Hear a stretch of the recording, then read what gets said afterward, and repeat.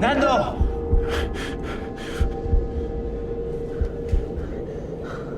Wake up! He's opening his eyes. Nando.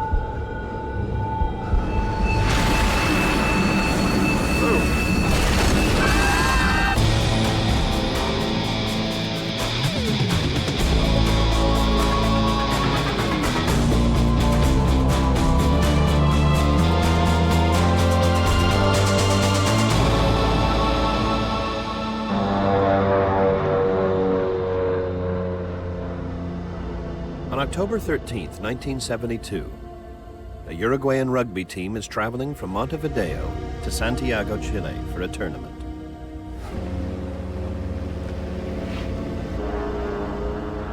The plane hits turbulence. The pilots stray off course. This is your captain speaking. Please fasten your seatbelts. Among the team members on board is 22-year-old Nando Parado.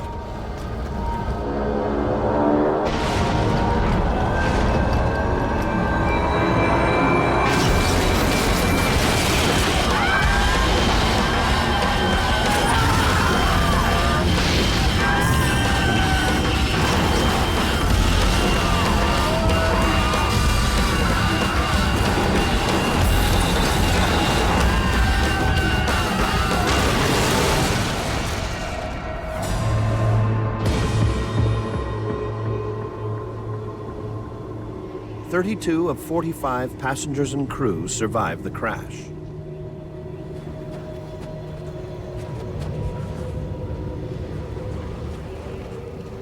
One of the survivors is 18-year-old Carlitos Paez. The first thing I noticed when I stepped out of the fuselage was the white scenery, surrounded by mountains. Then, the cold. No one knows where the plane has crashed. They are surrounded by mountains with little food or drink. At 4,000 meters, the temperatures are below freezing. To survive, a group of young men will be forced to break the most sacred of human taboos. It is one of the most remarkable and terrifying survival stories of the 20th century.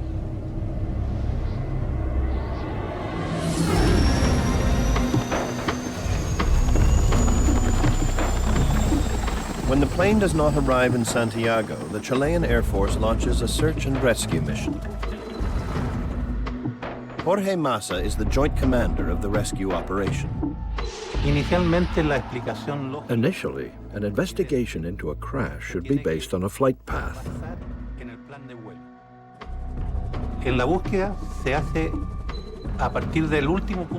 The search begins at the last known point and works backward from there.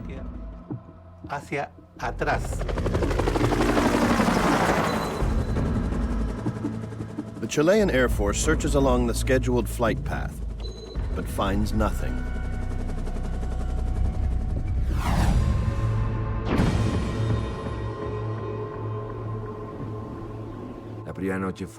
The first night was horrible. People screaming, people dying, the cold, very brutal cold. For many of us, it was the first time we had seen a dead person. By the following day, 4 more people have died. Among the dead is co-pilot Dante Laguirara. There are now 28 passengers still alive.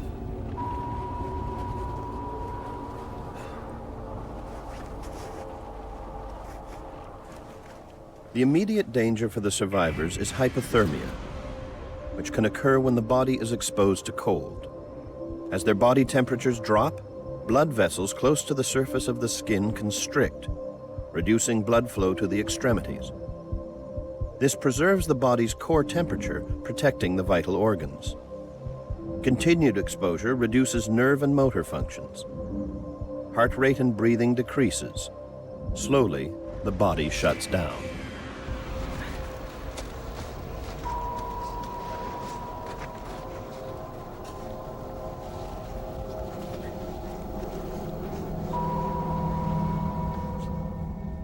To stay alive, the survivors huddled together inside the plane's fuselage, sharing their body heat. At 4,000 meters, temperatures outside can drop as low as minus 40 degrees Celsius at night. Their only hope is to be rescued. The older boys said, "Carlitos, don't worry, we'll be rescued soon." I believed what they told me.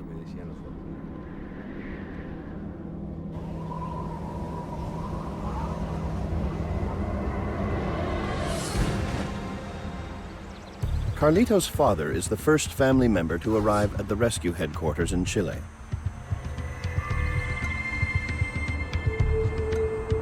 I come to speak with Commander Massa. My name is Carlos Páez Vilardo.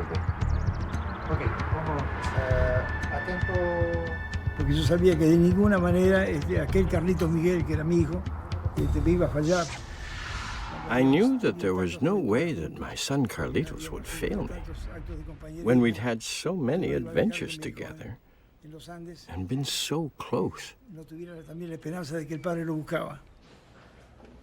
A famous painter at home in Uruguay, Carlos has crossed the continent to find his son. Hello, Commander Massa. Carlos Páez, desde el primer momento. From the beginning, Carlos Páez had the drive, courage, and determination to find his son.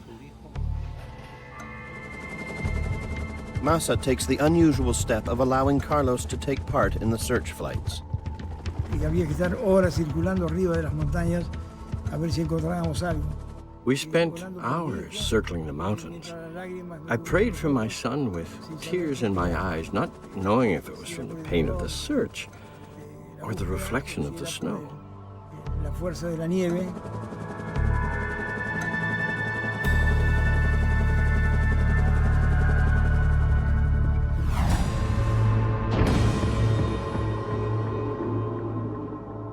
After 3 days on the mountain, the survivors grow weak from hunger. They ration 8 chocolate bars, some candy and dried fruit, a packet of salted crackers, and 3 small jars of jam amongst 28 passengers.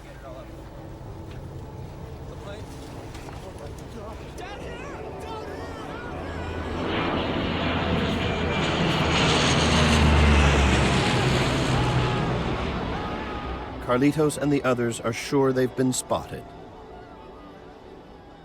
They're wrong. Los problemas que encuentran las personas. The problem that many search parties encounter when searching from a plane is that it's difficult to distinguish objects from the glare of the surrounding snow. In this case, the plane was buried in the snow, so we were never going to see it.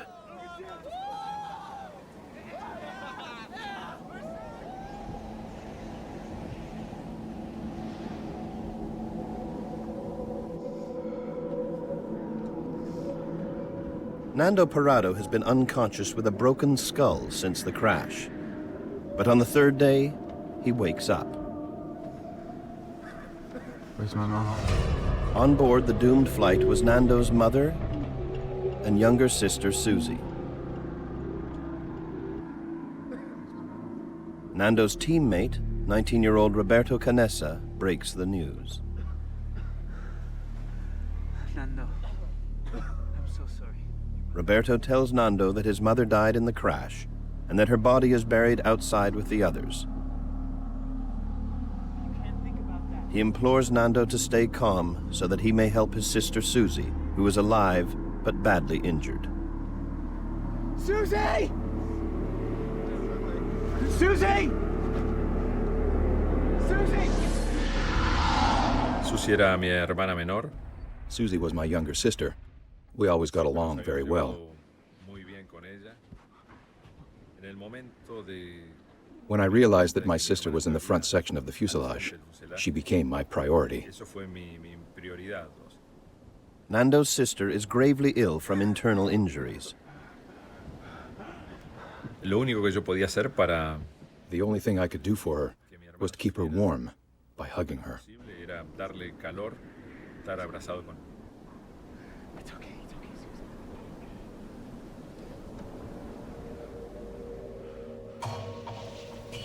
The boys scavenge through the wreckage of the plane, searching for anything that may help keep them alive.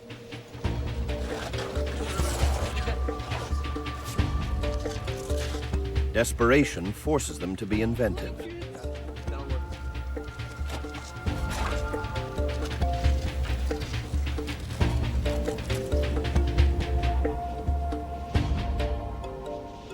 The survivors use seats, debris, and suitcases to build a protective wall against the savage cold.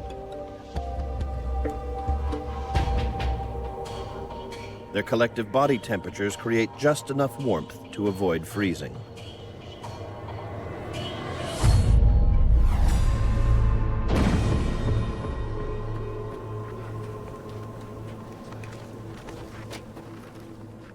Although surrounded by snow, Nando and the others suffer from dehydration. La sed. The thirst at that altitude is exactly the same as the one you can feel in the middle of the desert, in the Sahara. You dehydrate a lot faster than at sea level. Dehydration happens when a person's breathing rate increases. To get sufficient oxygen from the thin atmosphere, Nando must breathe more quickly, which expends more moisture than normal.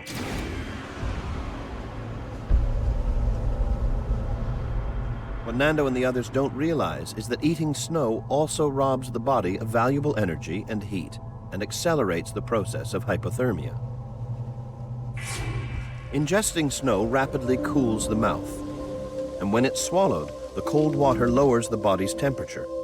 To restore warmth to the mouth and body, valuable heat and energy is expended.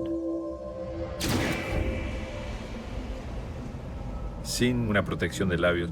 With no protection from the cold and wind, your lips start to break and bleed. And if you put snow in your mouth, it hurts a lot. It was a double torture, the thirst plus the pain of putting snow on your destroyed lips.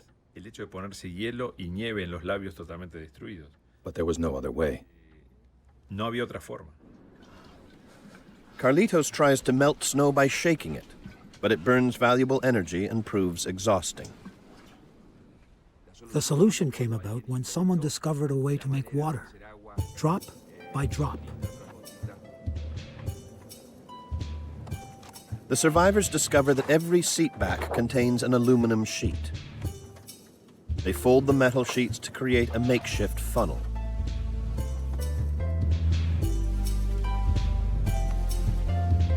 Una hoja de aluminio. You put a thin layer of snow on the aluminum sheet, and the sun melted that layer into a tin can. And once that can was filled, we'd all take turns taking a sip of water.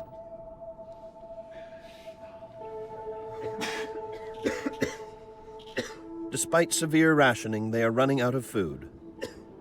Starvation is making everyone weak.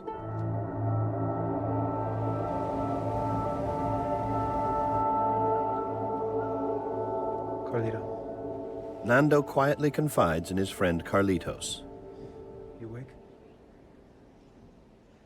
Yeah. I'm gonna climb up. Nando is becoming obsessed with the idea of walking out of the mountains to freedom. Carlitos doesn't take it seriously. He insists Nando is too weak from hunger to even think about it. We have to eat something or we're gonna die.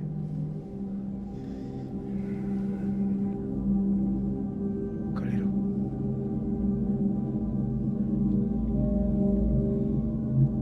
Hunger forces the survivors to think about cannibalism.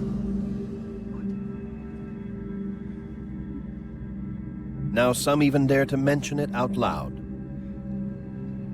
But the idea is still so alien, so forbidden, that nobody is yet prepared to act upon it. God help us all. I've been thinking the same thing.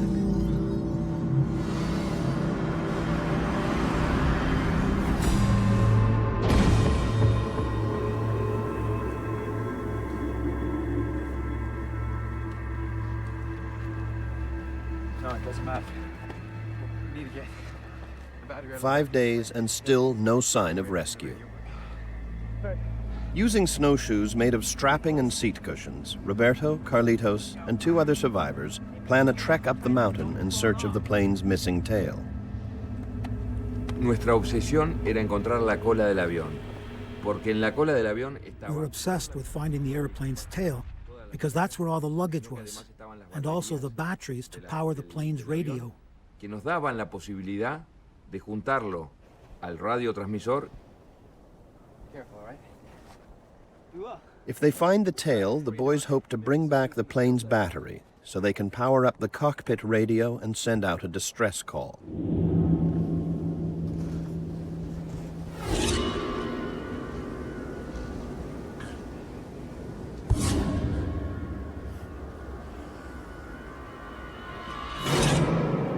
Meanwhile, Nando studies a map from the cockpit, trying to find his escape route out of the mountains. He thinks he's figured out where they've crashed, not too far from the Chilean foothills. Nando believes that only one mountain stands between him and safety.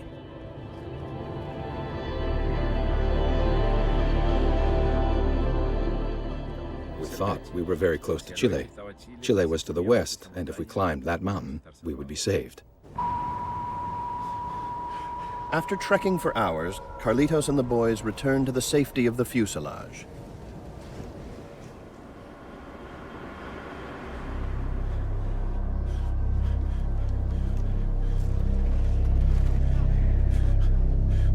They were unable to find the tail section of the plane.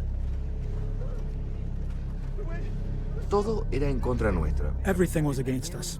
We were walking in snow waist deep, struggling because of the lack of oxygen and because we were so weak, and the cold. Unimaginable. Human beings cannot imagine how unbearable it was. The boys are frozen, exhausted, and defeated.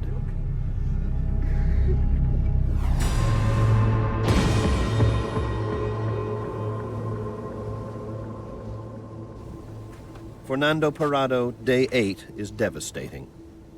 After a painful struggle, his sister Susie has died. Lo único que me consuela o que estoy... The only thing that comforted me was that she died peacefully in my arms, and she wasn't alone. After my sister died, I felt a change, a very important change. There was an inner voice that was instinct or heart or will, I don't know how to describe it, that told me I have to go on. You have to move forward. You cannot cry. You can't destroy yourself morally or emotionally. You have to fight to survive. Sino que tenés que luchar para sobrevivir.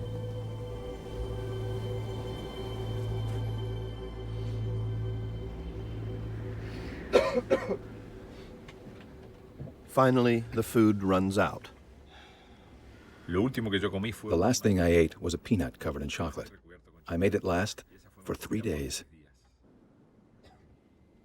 The survivors are slowly starving to death.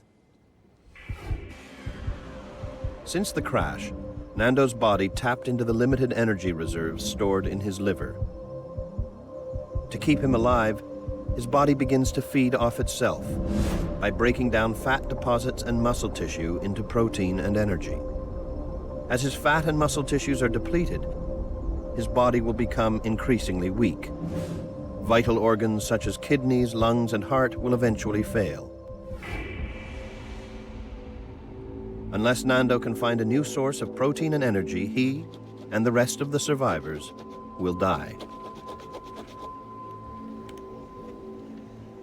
Nosotros probamos todo lo que podíamos comer. We tried everything that we could possibly eat. Pieces of leather, pieces of shoes, pieces of wood, even hair gel, but there was nothing.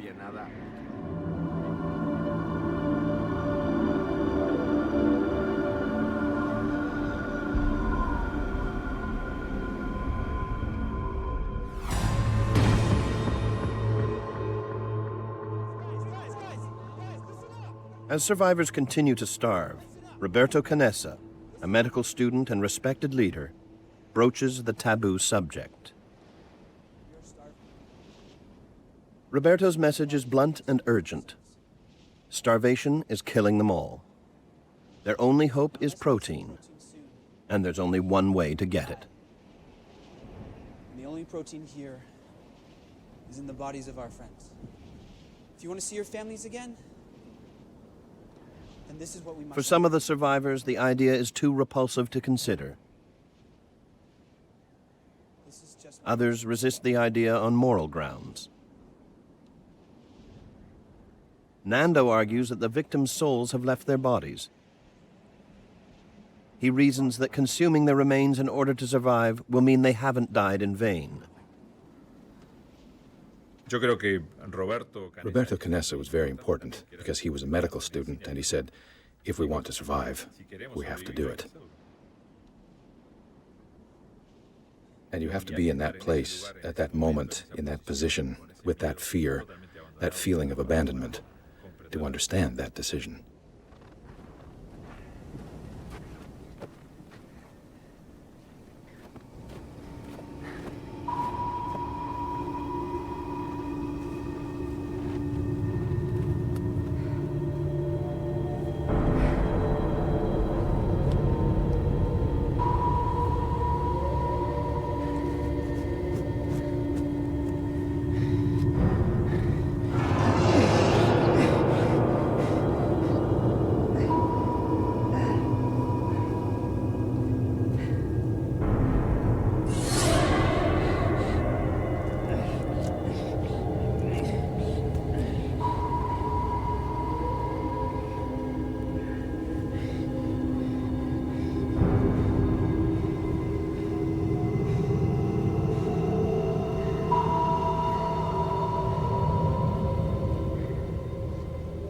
At first, not all the survivors will eat human flesh, but eventually, everyone will.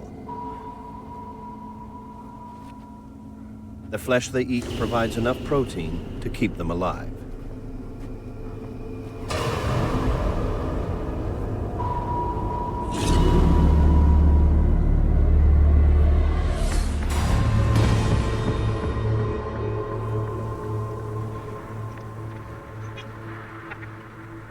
The survivors find a transistor radio and jury-rig the antenna.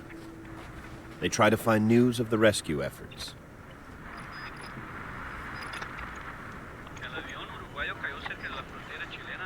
They are stunned to hear that they've been given up for dead. The search has been called off.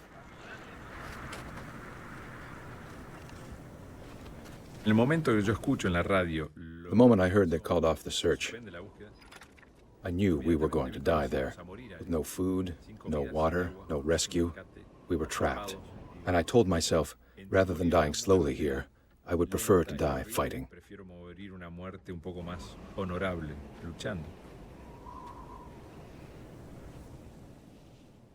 Nando is convinced that he must climb the mountain to find help. Yo sabía que yo me iba a ir, pero tenía miedo de ir solo. I knew I was going to leave, but I was afraid of going alone. Without realizing it, I began to analyze the boys. I was thinking, with this one I can go, with this one I cannot. Yes, no. Slowly, the list got smaller. For Nando, there is only one choice for a climbing partner, Roberto. I got along with Roberto very well. He was a leader. He worked hard, and he had courage. I asked him to come with me.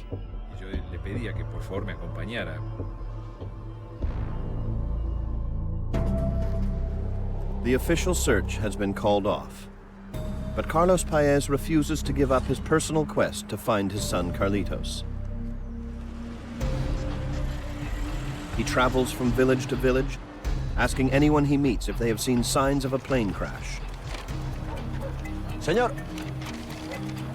Ah, ¿cuántos kilómetros son? Ya. 1,5 kilómetros me dijo. Claro, hay una baja grande que hay ahí y toma para hacer lado para la derecha. Cuando guste, señor. Muchas gracias. His search makes him a legend in the region. And that's when we started hearing, there goes that crazy old man who's still looking for his son that's lost in the mountains.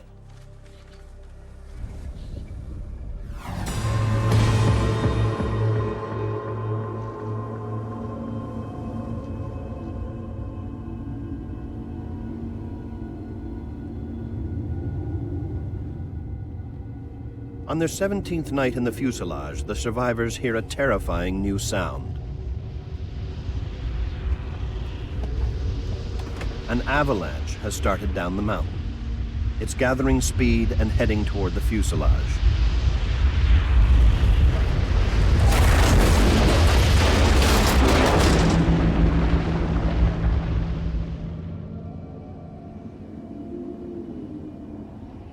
The avalanche buries most of the 27 survivors, including Nando Parrado. I felt like I had 1,000 tons of concrete on my chest. I couldn't breathe anymore.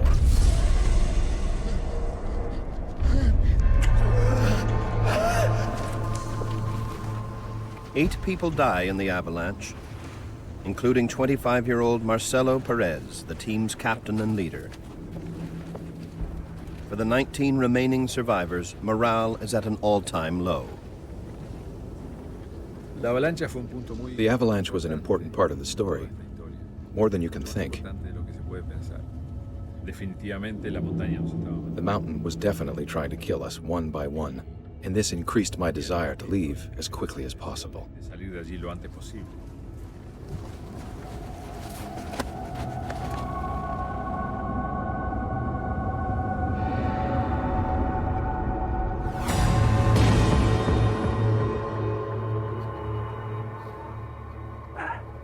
6 weeks trapped in the Andes. By day 43, only 17 survivors remain. But there is a small glimmer of hope. A few days ago, some of the boys finally found the plane's tail section, and in it the battery for the radio. Today, Nando, Roberto, and 2 others return to the tail with the radio and its transmitter. They hope to fix the radio and send out a distress call. Wiring the radio, transmitter, and battery together is extremely complicated. It will take days to determine the correct connections. Meanwhile, in their continual search for warmth, Nando and his friend Antonio discover a valuable commodity: pieces of insulation.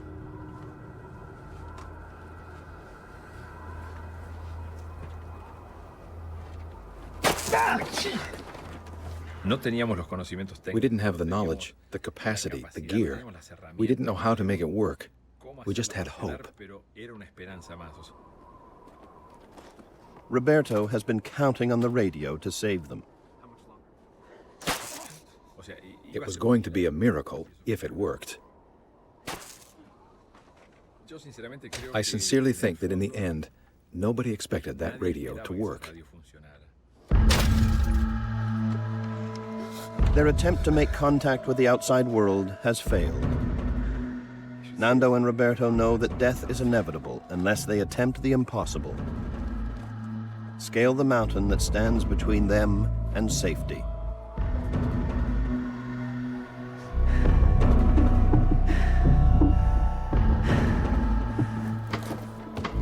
Throw it out farther. Put it out farther.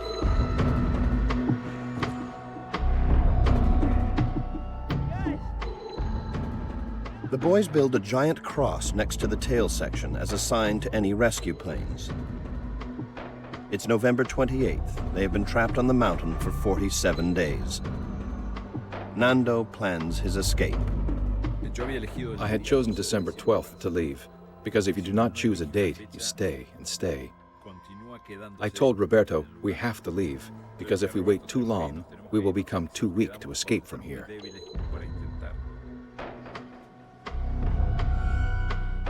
The preparation for the final expedition was a lot of teamwork, spectacular teamwork.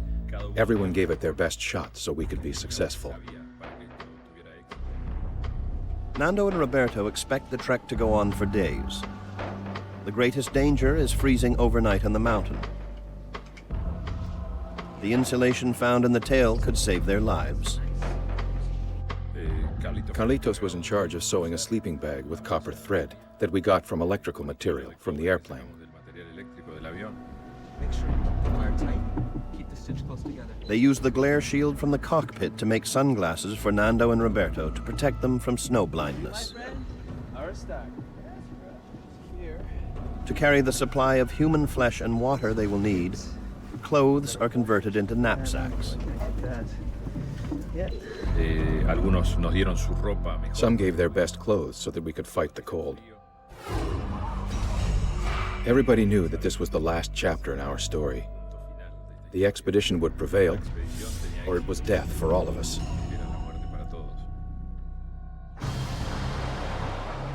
In village after village, Carlos posts a cash reward for any news about a crash site and the whereabouts of his son Carlitos. Estoy tratando de encontrar información sobre el avión que se perdió. ¿Se los pasan a su papá?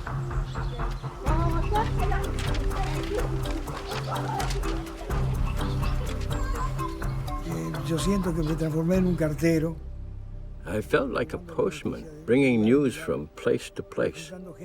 I knew that the more people that were worried about the lost plane, the sooner we would find it. Me tiene en la mente de que existía ese avión perdido, que más pronto lo íbamos a encontrar.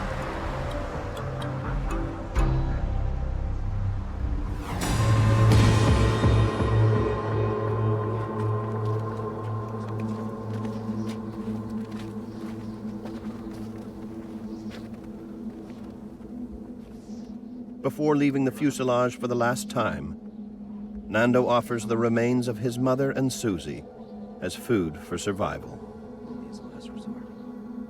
O sea, no solamente Nando tenía la valentía. Not only did Nando have the courage to climb the biggest mountain in the world, he had the courage and nobility to authorize us to feed from the most sacred thing he had, his mother and sister. Que eran su madre y su hermana.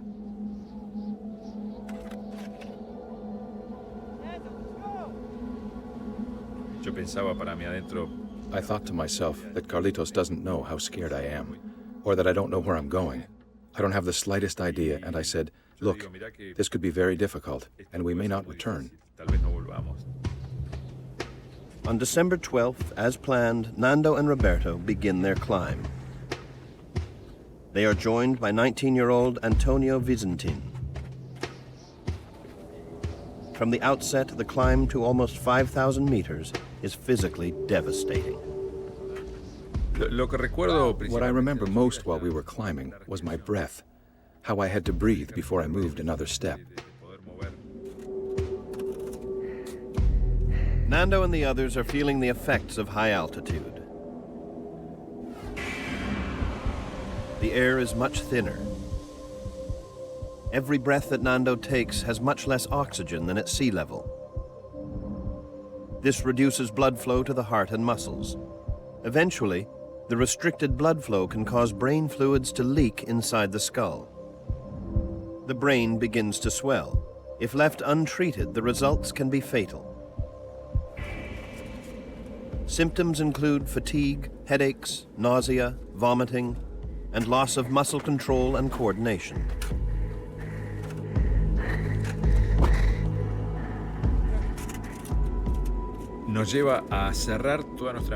You close your mind to everything that is not of that moment. I was totally concentrating on the next step, where I was going to put my feet, my hand.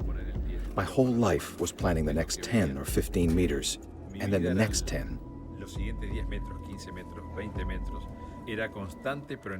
It was a constant flow of short intervals. If I had thought about what was ahead, I never would have made it. And I think that the constant flow hid the physical pain.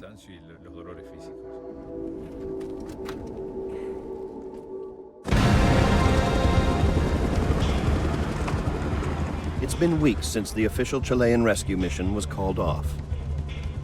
But the victims' families put pressure on the government in Uruguay to send up a special surveillance plane. High over the mountains, the plane's camera records an unmistakably human sign. A cross. The photos are developed at the Chilean Air Force Base. Jorge Massa and Carlos Paez examine the photos.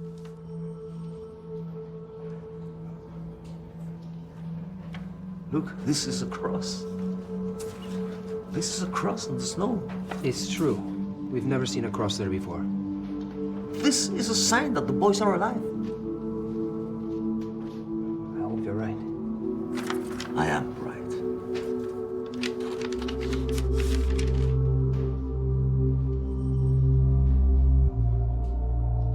But the next day, Commander Massa receives some new and disappointing information about the origin of the cross. De informaciones que recibimos de Argentina. After speaking to officials in Argentina, we discovered that, unfortunately, the cross was actually made of instruments used to measure snow levels that would tell us how much water to expect in the summer. The cross in the photos is not the one the boys have built. Once again, the rescue mission is called off.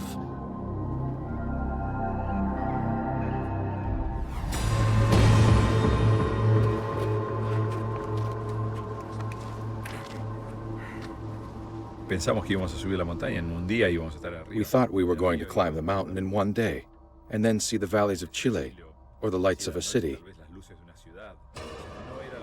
But it wasn't what we thought. It was much bigger and much more difficult.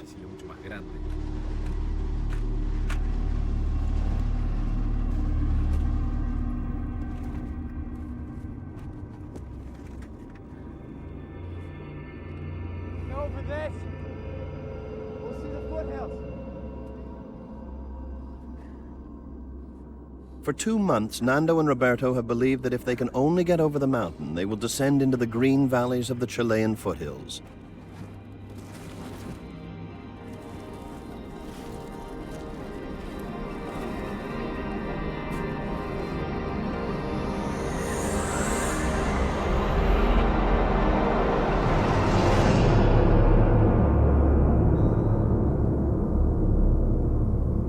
Me di cuenta al subir esa montaña, al estar en ese... After climbing that mountain, I realized that everything we thought was wrong. We weren't in the foothills. We were in the middle of a mountain chain. There was no chance of surviving. Absolutely no chance. The boys believe the crash site is in Chile, on the western edge of the mountain chain. In fact, they are trapped in the middle of the Andes, east of Chile and in Argentina. Para mí ese fue uno de los... It was the most decisive moment of my life. I accepted that I was going to die in those mountains. I was not going to return to that plane. But dying up here seemed useless. After 3 days of difficult climbing, they are demoralized, broken, and exhausted. But Nando and Roberto resolve to forge on. They have already sent Antonio back to the fuselage. This allows them to add his third of the food rations to their own. Now they must make their way down the mountain into the icy valley.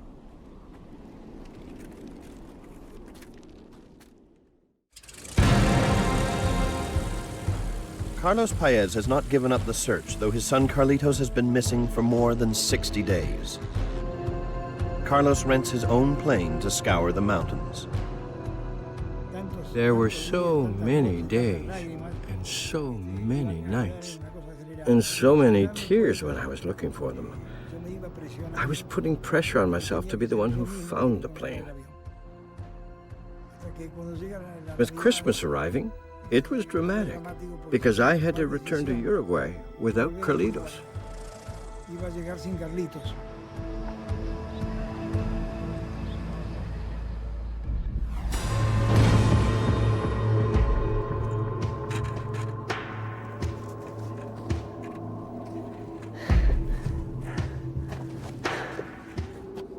Nando and Roberto have been walking for days. Their muscles cramp painfully from overexertion.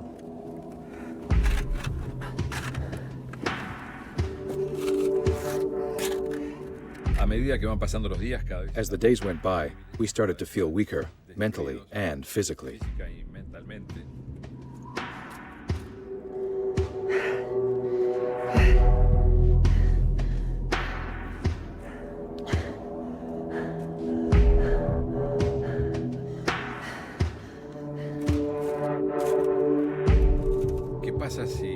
I wondered what would happen if Roberto broke his leg.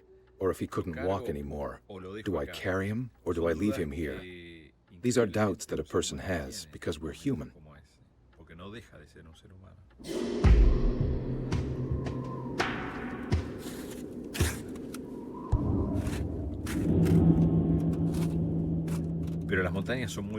The mountains are beautiful. They're majestic. They rule in that place. They don't want humans there.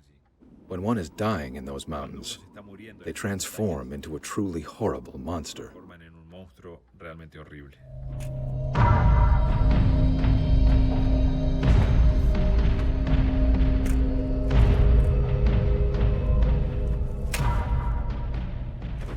Seven days into their long trek, Nando and Roberto are barely able to continue.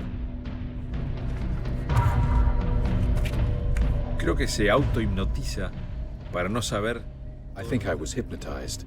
You don't realize how hard what you're doing is. If I had stopped to think, I would have died.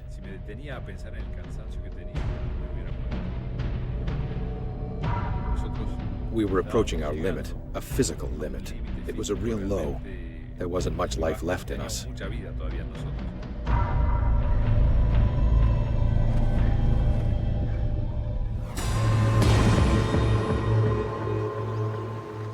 It's been 9 days since Nando and Roberto left the crash site. We had been living in a black and white world because of the snow and rocks. For me, going from snow to rocks was like crossing a line. A very important line. The line from death to life. We had hope.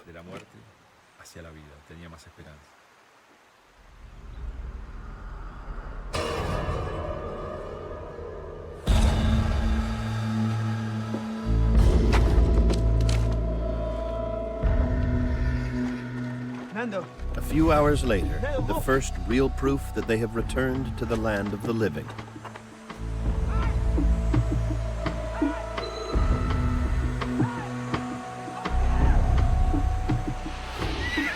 Yo creo que el primer instante. The first moment I realized that I might survive was when the man stopped his horse to look at us. And I said, "This is the first contact with civilization. He will save us."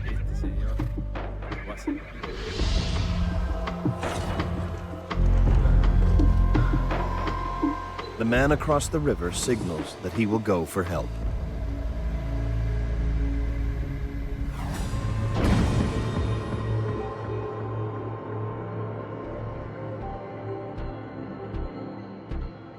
The next day, a group of horsemen carry Nando and Roberto to a local village. They savor the first real food they've eaten in 70 days.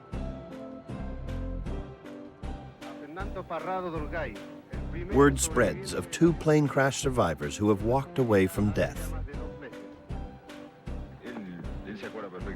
The story grows even more incredible when the boys reveal that 14 other survivors are waiting to be rescued back at the crash site.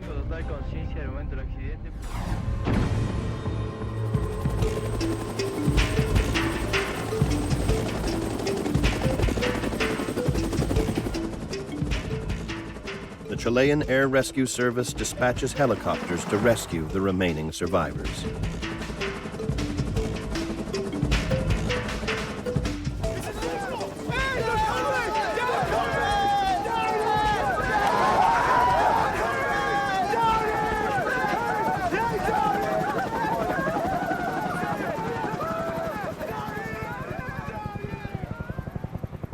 On December 22nd, a Christmas surprise for those who survived 72 days in the Andes. Susie!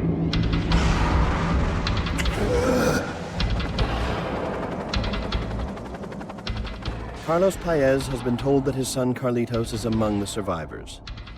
But after his epic 10-week search, he hardly dares believe it. La angustia de la espera del helicóptero fue tremenda. There was a lot of anguish while waiting for the helicopter. When it landed and the dust settled, I saw Carlitos. He smelled of sweat and sacrifice and death. I hugged him intensely. I think that photo of us shows that moment very well, because it conveys the horror and the happiness at the same time. It's a reunion that probably never would have happened if it wasn't for the determination of Nando to find an escape route out of the Andes.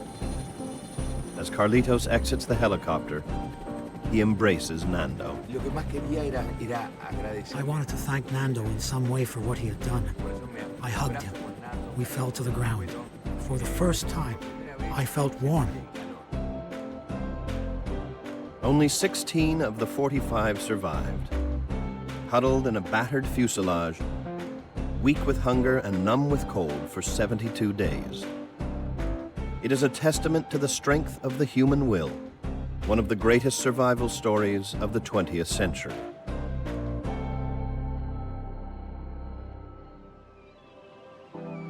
Carlitos Paez lives in Uruguay near his father. At 53 years of age, I am lucky to still have my father alive and active. To be able to share a sunset, the same sunset we have always shared. To be able to share these moments and continue to share this story that will forever be a part of our lives. It's true that nothing is impossible if you fight with passion. I believe that the intent is more important than the outcome.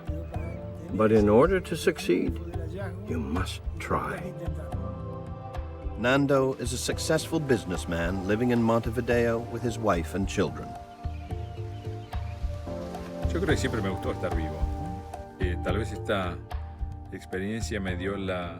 Maybe this experience has allowed me to enjoy things I never enjoyed before. I enjoy the present. The past is past. The future is not here yet. And so I enjoy the present very much because I sincerely believe that I don't know what's going to happen tomorrow. People often live in the future, think of the future. I think of today. Today is the most important day of my life.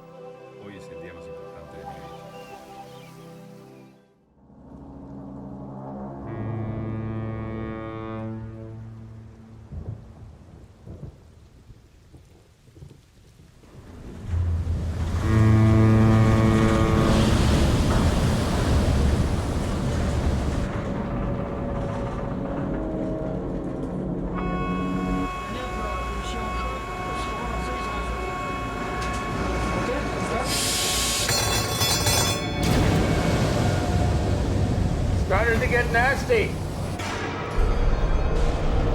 We've got to get out of here.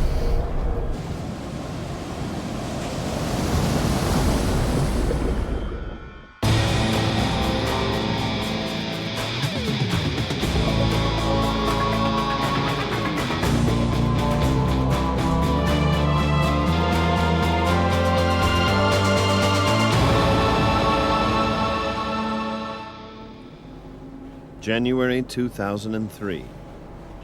A captain and his ship are in trouble on the Atlantic Ocean.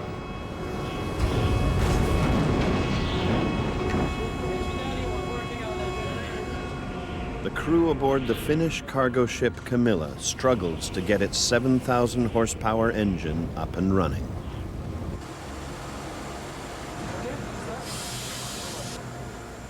It's been breaking down all through the night. When the engine stopped working, I woke up instantly with the notion that something was wrong.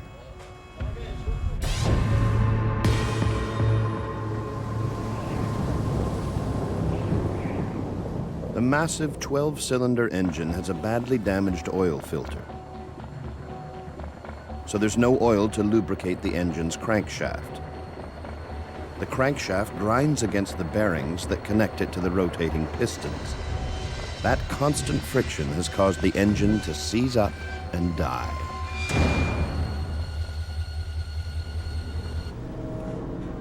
Captain Miraculous knows that with no engine power, he and his 15 crew members are trapped. His 28-year-old third officer, Mayu Sari, loves the adventure of working on the high seas. But this is a new and frightening experience. Coffee, do you want one? Kävi ilmi, että when we realized that the engine couldn't be fixed, I remember thinking, this is an impossible situation. I thought to myself, now something is going to happen, and there's nothing I can do about it. Nyt vaan yksinkertaisesti jotain tapahtuu, tai nyt ei voi mitään. I felt numb at that moment. The Camila is stranded more than 450 kilometers from the nearest port, St. John's. The Grand Banks off the east coast of Canada is the last place you want engine failure. The water here is shallow. A shallow seabed creates massive waves. The area is also known for its unpredictable weather. More than 7,000 ships have sunk in these waters over the centuries. And now, even worse news is rolling in. And tell him to double check with Esco. Mayu? Just a sec.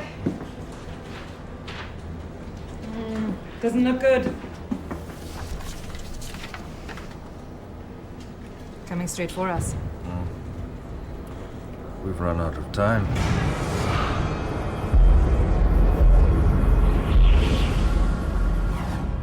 A cyclone is approaching from the southwest. Winds will hit 150 kilometers an hour. Waves will reach 24 meters, enough to sink the stricken Camila. The storm is still hours away, but Captain Miraculous knows that help is also far away. Anyone who tries to rescue his crew will have to outrace the storm. Miraculous is forced to consider all options for escape. The nearest tugboat is 20 hours away, but it's his best hope. You're going to have to try for a tug. Tugboat? Out this far in this? Do you really think that... Of course. Even though I knew that our situation was uncertain, I could not show it, or else everyone would start worrying, and that would lead to panic.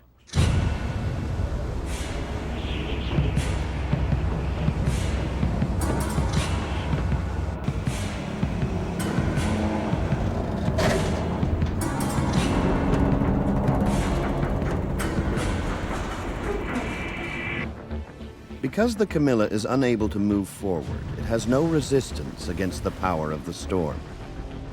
When the cyclone's waves hit this shallow floor, their energy gets compressed, creating huge breaking waves, which can smash windows, shift cargo, and potentially even turn the ship upside down.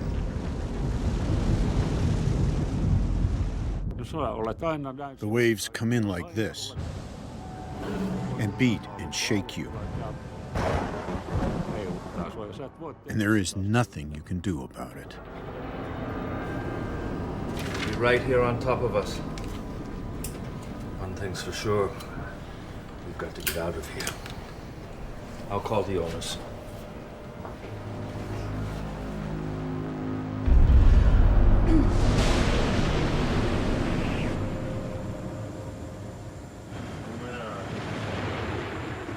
North 46, 55, 1.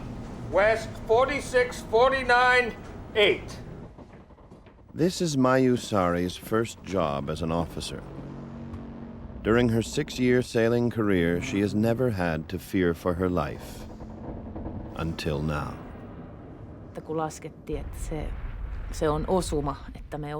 When we realized that the storm would hit us if we didn't get out of its way, I had to switch into a certain mental mode in order to cope with the situation. Because even if something was going to happen to us, I couldn't start crying there or panicking.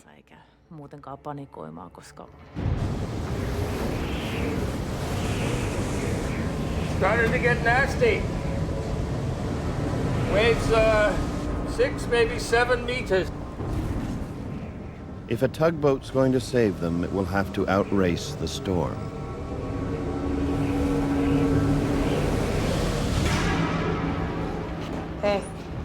engine won't be fixed for 24 hours, so we're looking for a tug.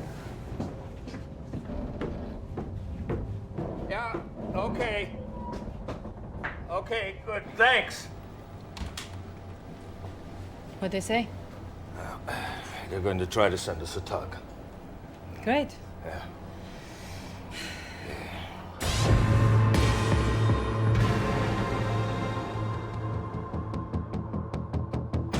So how's it looking out there?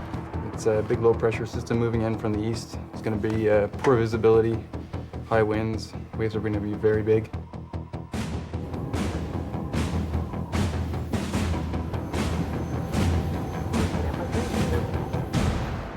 More than 600 kilometers from the stranded Camila is home base for 103 Search and Rescue Squadron. Veteran helicopter pilot Major Gilbert Thibault arrives on duty. We are asked to go in situations that are extremes, and we have to make decisions also that may mean somebody's gonna live or somebody's gonna die. In the coming hours, Thibault will face many life and death decisions as he and his team put their lives on the line to save 16 sailors.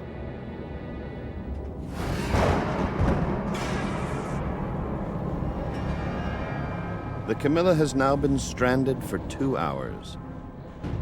The storm is moving closer.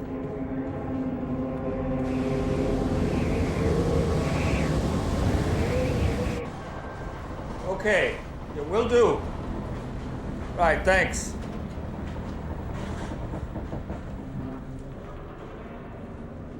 There are no tugboats close enough to get to the Camila before the storm hits.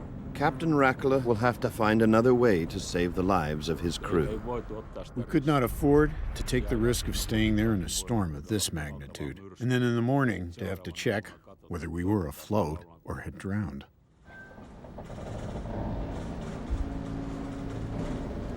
He now faces the moment every skipper dreads.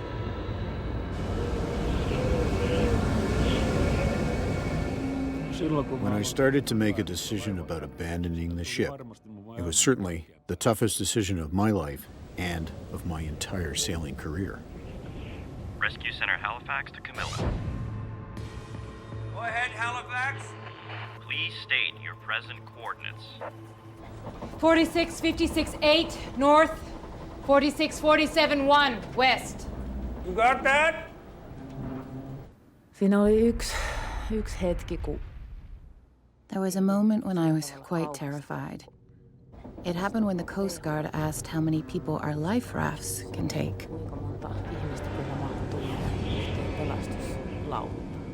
Then I thought if we have to go on those rafts in that weather, that will be really serious.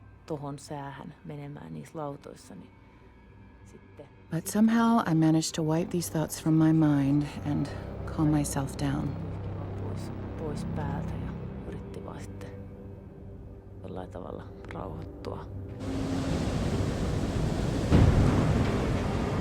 The ship is now rocking so uncontrollably that it's simply not possible to attempt escape in the lifeboats. We cannot stay here, but lifeboats are not an option. What we're going to do is send a helicopter to you. There's 16 of us! Your situation has been designated an M1 emergency. An M1 emergency. Top priority because the Camila's crew is in danger of injury or death. Now we see. The hopes of rescue for Captain Rakala, Third Officer Sari, and the rest of the crew now hinge on a helicopter reaching them before the storm hits. But the nearest helicopter is in Gander, 618 kilometers away. St. John's is the closest point of land. The entire journey is more than 1,000 kilometers. On top of that, the helicopter will have to hover for more than an hour to hoist the 16 sailors to safety. It's impossible without refueling.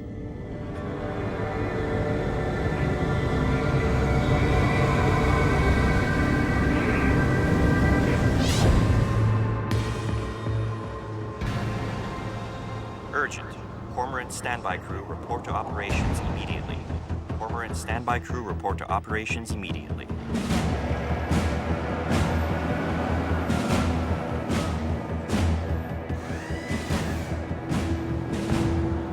Okay, guys.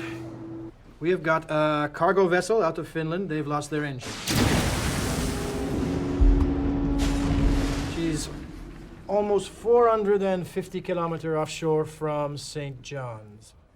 This mission will push men and machine to the limit. Major Thibault's co-pilot is Captain Andrew Mercer. Mercer spent years flying tactical helicopters around the world. But on this six-man team, he's the new kid on the block. Obviously, we can't get there and back on a full tank. Hibernia. It's probably going to be our best bet. Major Thibault is counting on a fuel stop at the Hibernia oil drilling platform, located 150 kilometers from the Camila. It will enable the helicopter to make the entire round trip. As far as time on scene, I know you guys would like as much as possible. Major Thibault has calculated exactly how much time they can spend on the rescue itself and still have enough fuel to get back to home base. Necessary goes. By my calculation, I can give you 75 minutes. That's less than 5 minutes to hoist each of the 16 sailors. In 30 minutes?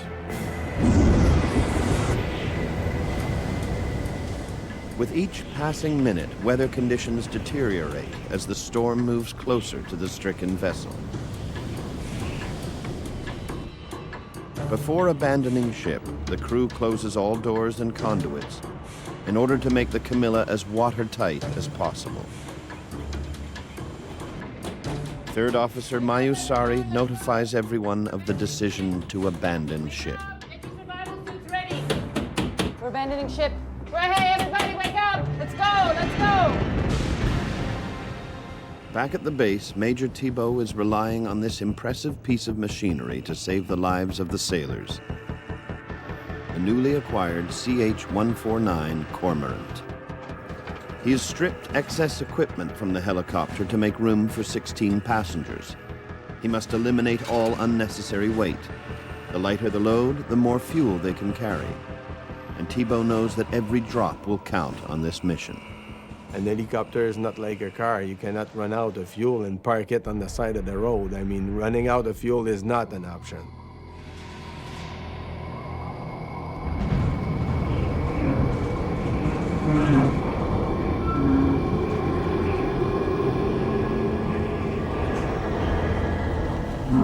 With little to do but wait, Captain Miraculous considers the consequences of his decision.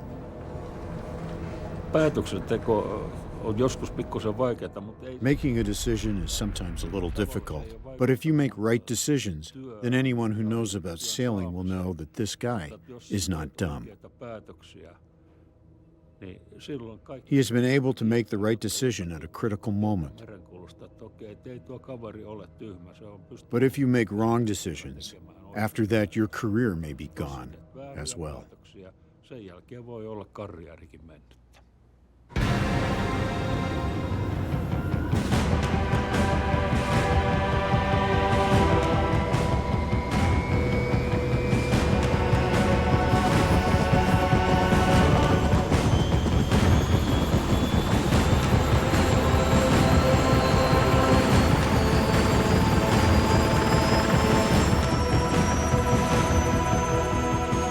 Sergeant Rob Vedito will be responsible for operating the rescue hoist. Before takeoff, he double-checks to make sure that this lifeline is in perfect working order.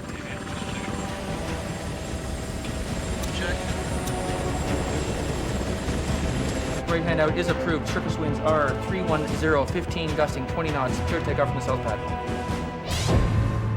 The cyclone is closing in on the Camila. For the rescuers, the race is on to get there first.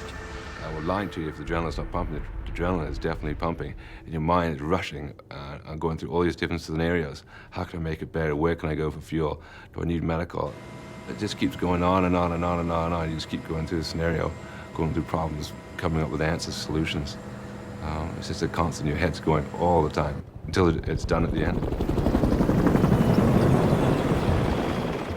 For Major Thibault, the Cormorant is the ultimate flying machine. Its 3 powerful turbine engines produce an incredible 6,400 horsepower.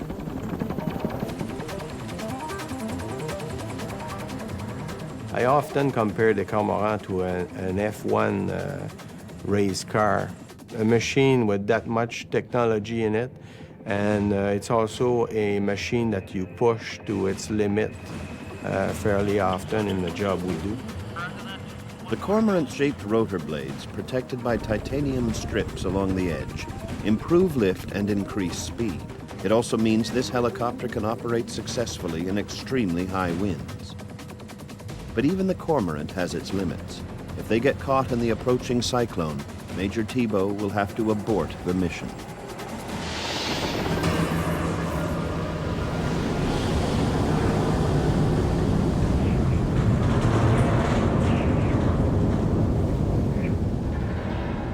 Rescue Headquarters has warned Captain Rakala that it's not certain the helicopter can get to the Camila.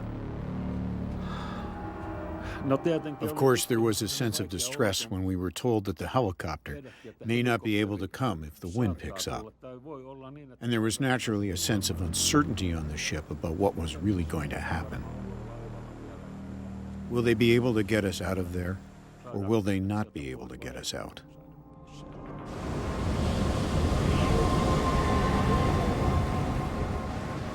Because the crew is in danger, the ship's owners have already contacted the families of everyone on board.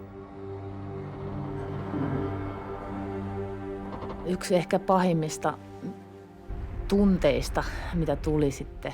One of the worst feelings was the fact that my parents and sister knew about my situation, but I couldn't contact them to tell them how it's going so far. Silloin tuli. It was really bad to think about how they must have felt when they didn't really know anything. Well, other than the fact that the ship was in distress, at sea, in a storm.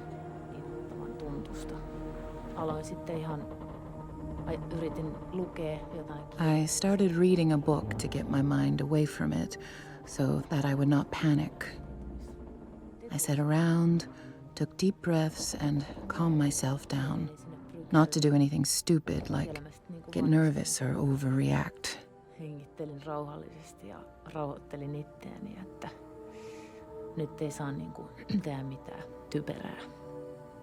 Ei saa hermostua eikä ylireagoida. It did help me. It was like a meditation. Ikään kuin meditaation omainen.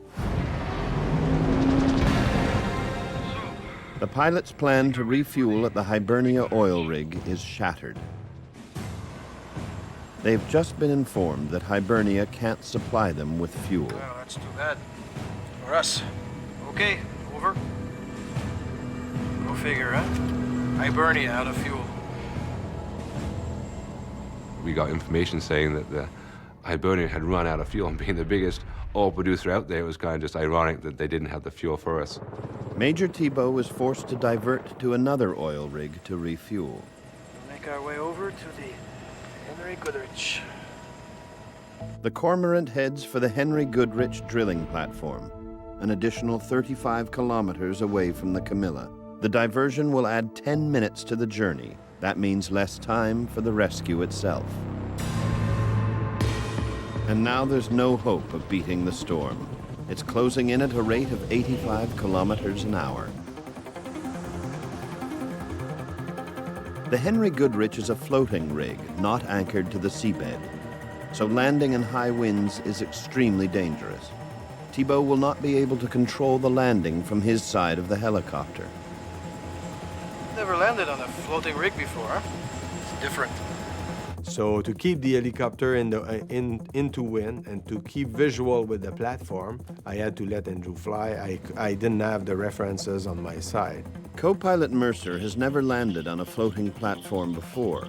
It's a rare and difficult operation that requires enormous skill and nerves of steel, a critical moment to capture on video.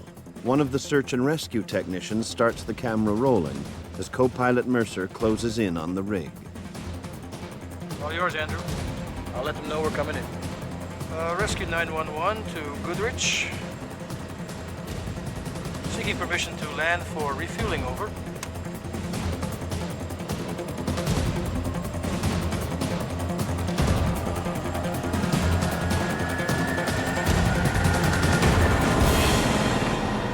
The Cormorant has landed, but now the helicopter's in danger of being blown off the platform. In order to prevent this, Mercer has to reverse the angle of the rotor blade, a technique known as negative pitch. This creates a downward force and pushes the helicopter onto the landing pad. We actually sucked ourselves onto the oil rig. It's a really neat thing that we can do. I don't think very many actually helicopters can do that.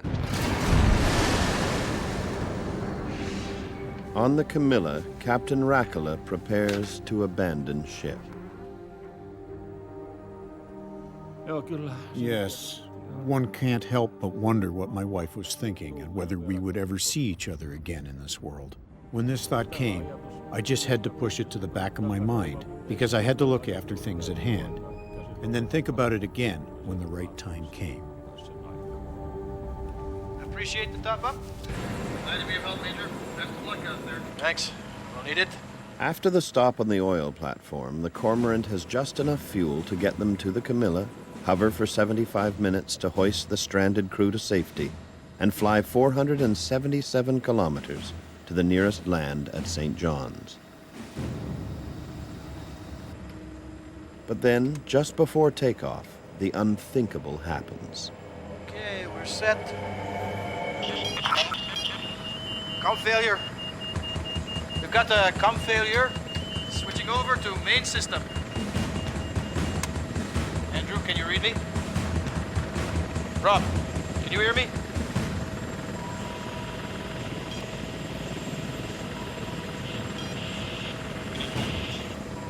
The Cormorant's complex fiber optic communication system has stopped working. Rob, can you hear me?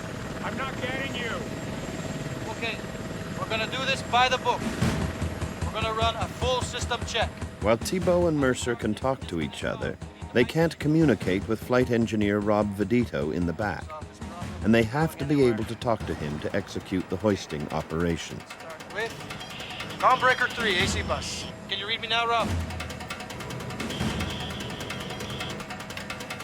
Combreaker 2 on DC bus. Combreaker 3 on DC bus. Now the Major has a gut-wrenching decision to make. Press on or abort the mission altogether. This is not good. Combreaker 3, AC bus. Can you hear me now, Rob? Okay. Let's run everything twice. Combreaker 3, DC bus. The first thing that came in our head was that we won't be able to do this. You know, if we cannot communicate, there's no way we're going to be able to recover these people. So the first thing, I think, for all the crew members was, you know, we're stuck. We're going to have to go back. There's only an hour and 40 minutes until sunset. Barely enough time to get to the Camila and do a 75-minute hoisting operation. Thibault and Mercer systematically reset all the breakers on board.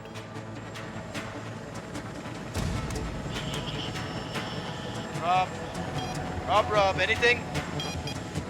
Can you hear me, Rob? Gotcha, Major. Loud and clear. Eventually, success. We're back. Let's get moving here. The delay has cost another precious 15 minutes.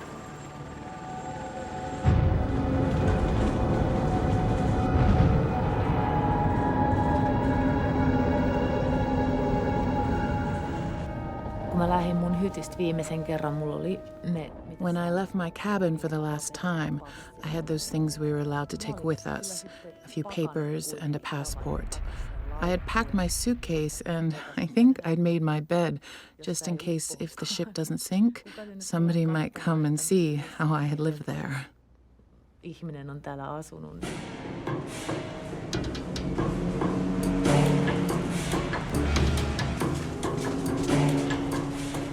Captain Miraculous orders everyone to put on their survival suits. These dry suits are waterproof. They're made with neoprene, a synthetic rubber that contains millions of tiny air bubbles. The bubbles act as an insulator and help with buoyancy. Dry suits provide warmth by protecting the clothing beneath from wind and water. Without the suit, the bitterly cold water of the Atlantic would kill them.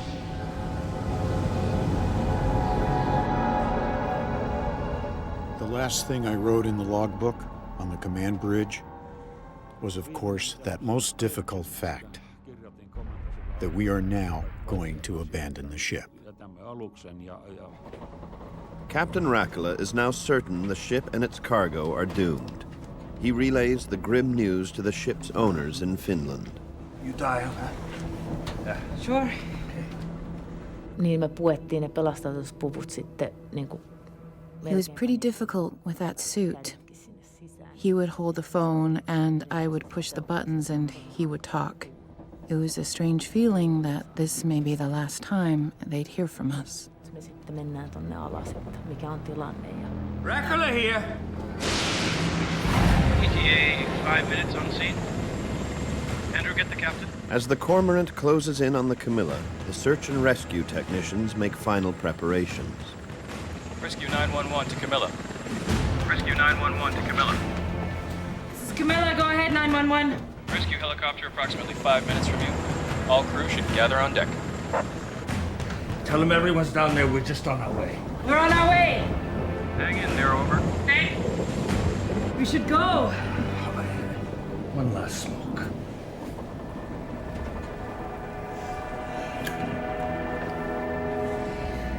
After this trip, I quit.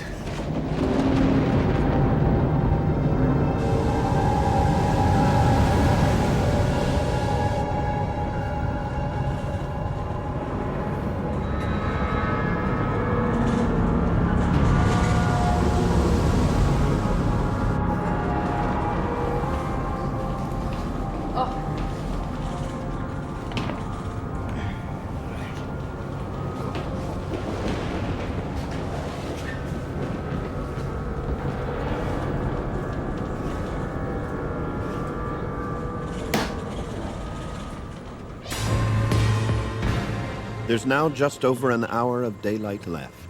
After flying for 3.5 hours, Thibault and Mercer catch their first sight of the stranded ship. From a distance, the situation doesn't look life-threatening. But as they move in, it becomes obvious that this operation will test Thibault's helicopter and crew to the limit. Suddenly realize this huge 300-foot piece of metal is out of control.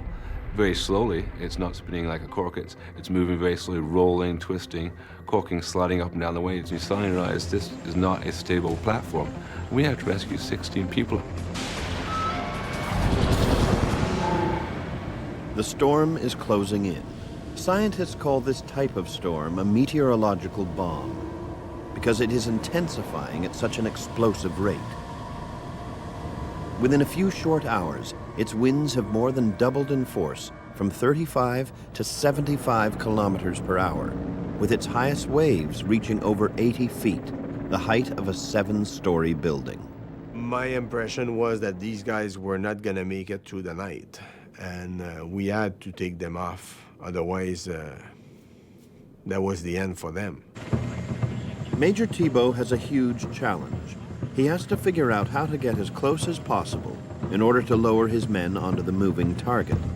But if he flies too low, the Cormorant could run into the mast of the tossing ship with deadly results.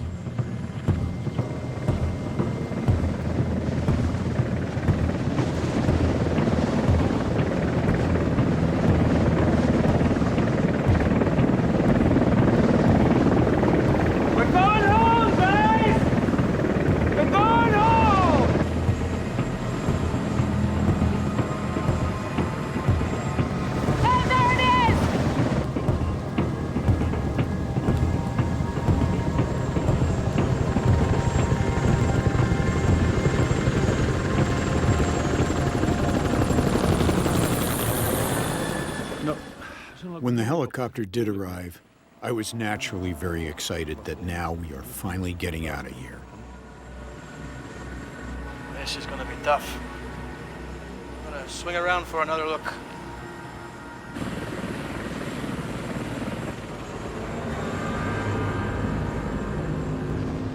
The jubilation on board the Camila doesn't last long.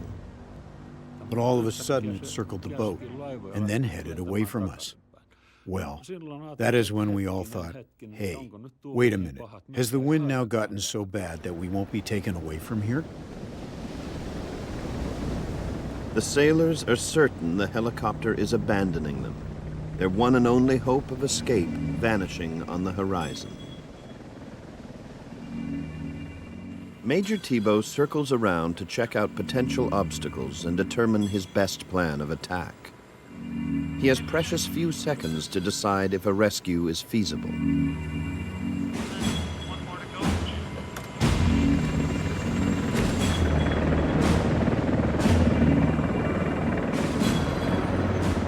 Thibault must keep the helicopter at a constant equal distance from the ship. To achieve this, he must make the helicopter rise and fall with the waves. 2 search and rescue technicians will be lowered onto the deck. One man will control the guide cable to reduce swaying during the hoisting. The other, Corporal Scott Elliston, will hook each sailor to the hoist and ride back up to the helicopter with them, one at a time. Kind of thinking it's a big boat, it's moving, it's dead in the water, so it's going to be a different challenge. It's not facing straight into the seas where it's a more controlled situation that we're used to. It's rolling differently, which means as things move and we're on the hoist, there's a potential for us to be, banged off part of the boat or hit or something. So you're kind of thinking of how you're going to do the business and, sometimes what might go wrong. The success or failure of this mission will come down to split-second timing. That's where flight engineer Rob Vedito plays a crucial role. He has the best view of the deck. He must tell Thibault when the search and rescue technician has landed safely and is ready to begin the hoist.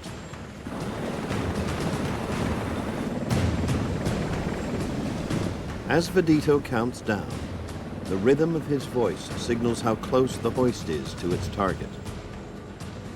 5, 4, 3, 2, 1. Steady. Ease down. Rescue 911 to Camila, over. Go on, 911! We need you to move your crew forward to the bow of the ship, over. Hey! It's pretty icy over here! Me hoipereltiin sitten ryhmässä sieltä. We staggered to the front while the boat was going up and down, and the survival suits were quite slippery, so we had to walk carefully. I took the safest route to go across the deck. I held onto the railings all the time so that I would not slide back and forth. It was tough. Liikkuminen oli vähän hankalaa siinä vaiheessa. The first rescuer is now on deck, controlling the guide cable. It's time for Corporal Scott Elliston to start his descent. You definitely feel vulnerable on the end of the cable, whether you're going to potentially get banged into something or if the helicopter has a malfunction and has to set down on the ground or whatever, if it's going to end up going down. You're on the end of a cable attached to the helicopter, so you're going to get dragged along with it. So you're definitely exposed when you're on the end of the hook.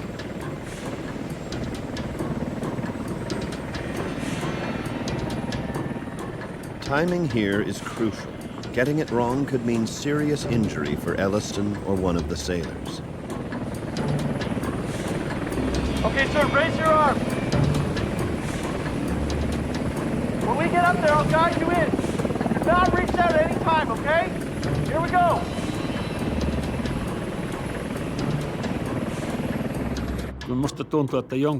I had some notion that the crew must have been a little bit scared, since no one had ever been hoisted by a wire into a roaring helicopter. And I can understand it well, since I myself felt some horror looking at that thin wire. How could it possibly carry 2 men? The cable may look flimsy. It is less than 5 millimeters in diameter. In fact, it can lift more than 800 kilos at a time. To maintain an equal distance between the ship and the helicopter, Thibault has to constantly increase and decrease power. Because the power is changing, adjustments are required to all the other controls. The helicopter is never stable. Keep in mind that that boat is rocking like a chair, like 45 degrees each way, and it's moving up and down. So you're following that boat through all that motion. And then, if you don't anticipate properly, the boat starts to rise up again, and now it's coming towards you, so you have to move the helicopter back up.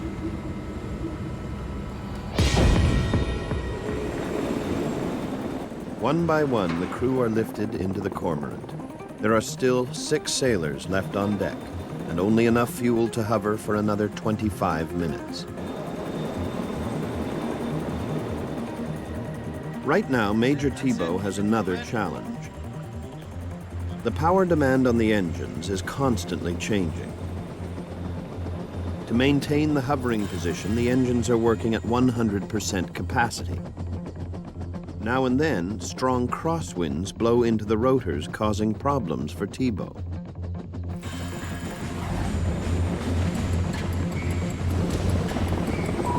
Big enough to hold up here, boys. Let's go. Keep it moving. The crosswinds create something called translational lift. When that happens, the engine doesn't have to work nearly as hard. This constant change causes massive vibration and puts enormous physical strain on both the helicopter and Thibault. Well, it's very tiring, obviously. There's a lot of turbulence. We're moving a lot. It's a very demanding, not only mentally, but physically. Do not reach out at any time, okay? Scott Elliston prepares the 11th sailor for liftoff. 5 remain to be saved. Thibault is keeping a close eye on his fuel gauge. He's running out of daylight and out of fuel.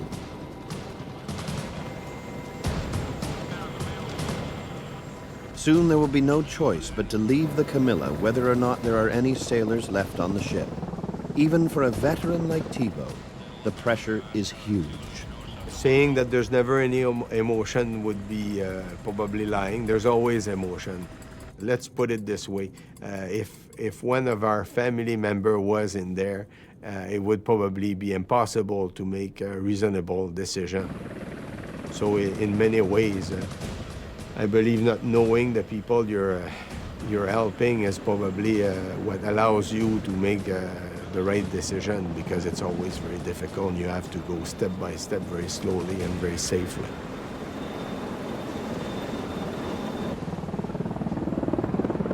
Tietysti siinä on muita. We had to be calm. We couldn't show that we were scared or in panic, because there's always that danger of fear being contagious. And now we had so little waiting time left that we needed to take it easy.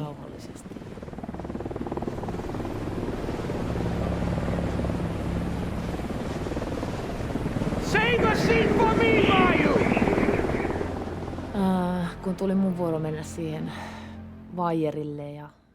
When it was my turn to go to the cable, I already knew what to do. I just tried to do what the guy told me. When we were going up, I remember wondering what's going on in this guy's head. We didn't really talk that much on the way up to the helicopter. But I wasn't scared at that time anymore, because it was obvious they knew what they were doing.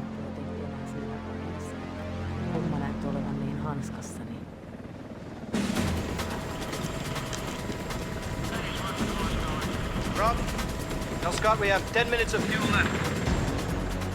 The helicopter has been hovering over the thrashing boat for more than an hour. The winds are increasing, the waves are getting bigger, and daylight is beginning to fade.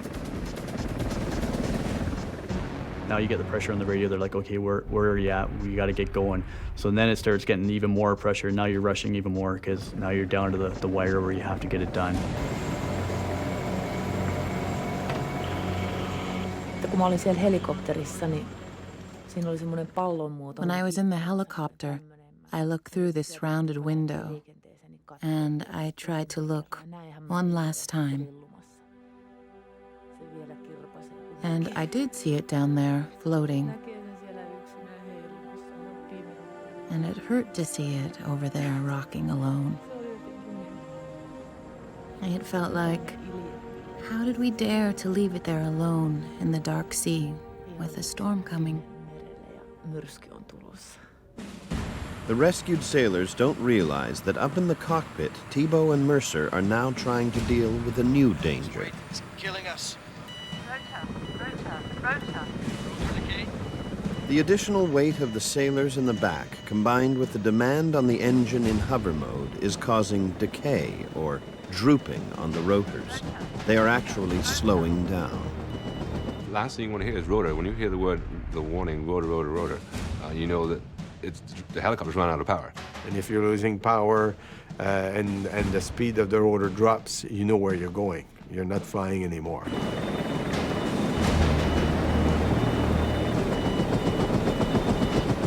But this time, when the dusk was upon us, the storm was coming upon us, you're getting the last couple guys in. Slowing down of the rotors is critical. Thibault can continue with the mission or abort. The fate of those remaining on the ship is in his hands. He has very little time to decide.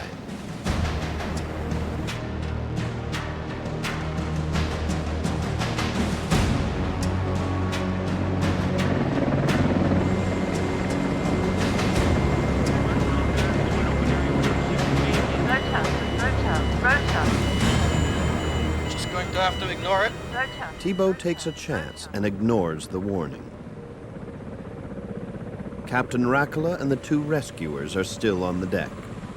You notice the winds were picking up. It was getting worse. The winds were stronger. The boat was rolling more. So it definitely became more of a challenge as the mission went on. Captain Miraculous has watched his entire crew of 15 ascend to safety. After more than an hour on the ship's icy bow, it's his turn. It was, to say the least, a little bit difficult to run to the hoist guy. You had to always watch whether the deck was like this or if it was like this. And when the deck was level, you had to run and be careful not to start running when the deck was tilting. The deck had to be level, and then you would go.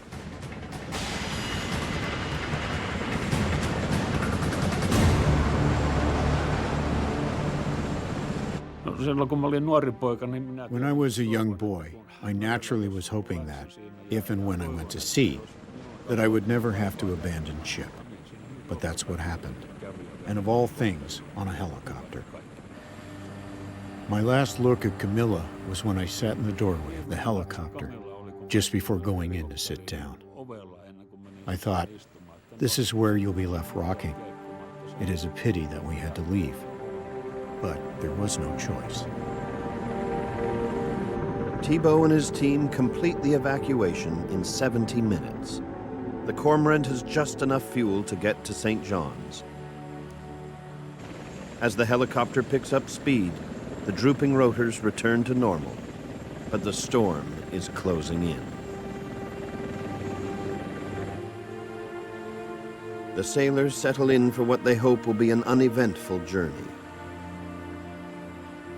With daylight fading, the flight home will be in total darkness and bitter cold. Altitude at 200 feet. May as well avoid these headwinds. We might even save some gas. You know, it wasn't that long ago we wouldn't even be flying in these conditions.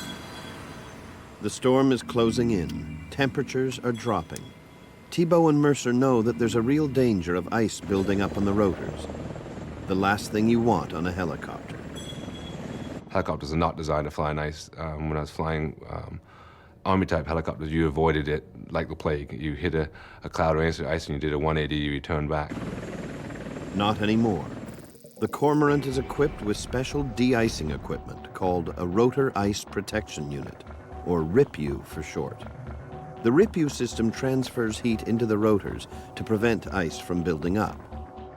But there is a trade-off.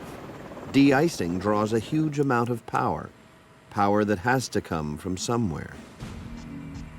Ice is building rapidly on the rotors.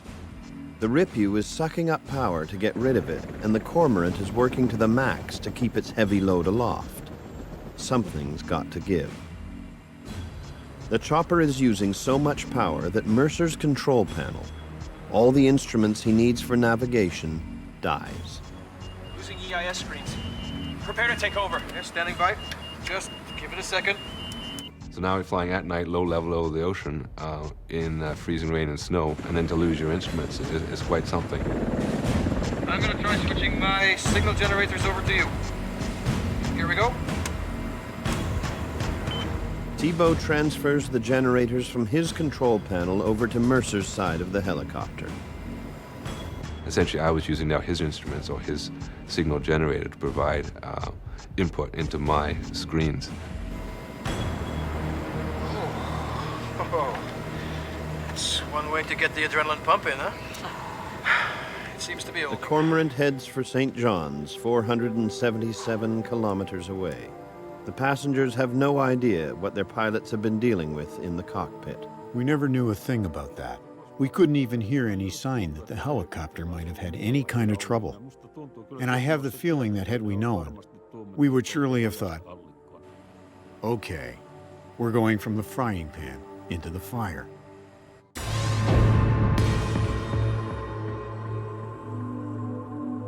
"13 hours after the Camilla's engine died, the Cormorant finally touches down in St. John's. It's been the longest day of Captain Rakula's life.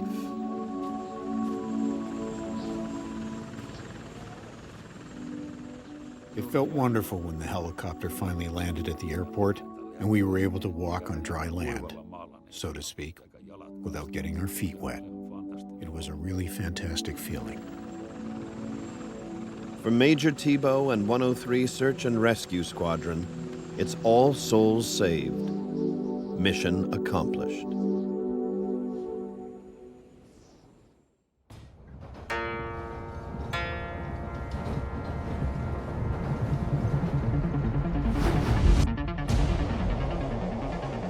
Rapid train number 5418 is behind schedule just outside Osaka, Japan.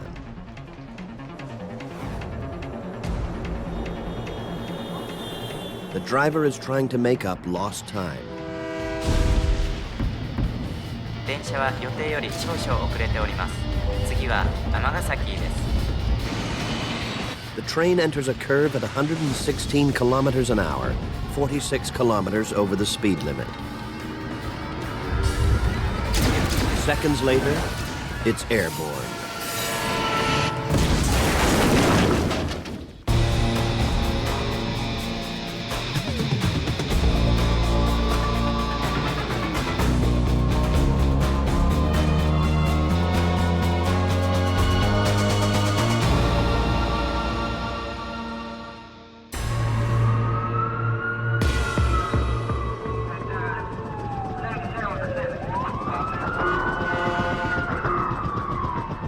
Monday, the tail end of rush hour.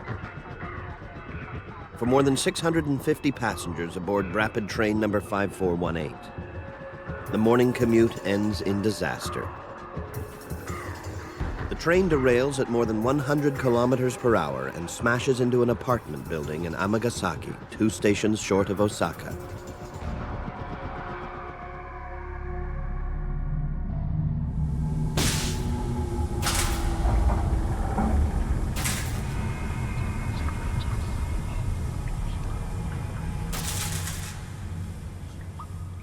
It's hard to believe that anyone inside the first 2 carriages could have survived. But this man has. Shortly after the crash, Kyoichi Yoshida, a 39-year-old video engineer, regains consciousness. 目が覚めた時は、もう世界がなんか。When I woke up, the world in front of my eyes was foggy. It could be because I wasn't fully conscious.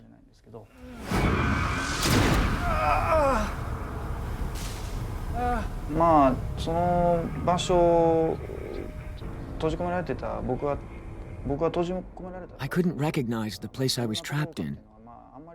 I mean, I saw a concrete ceiling above the window of the train. And I thought, what am I doing here? I couldn't recognize the situation. But I knew I was in a dangerous place.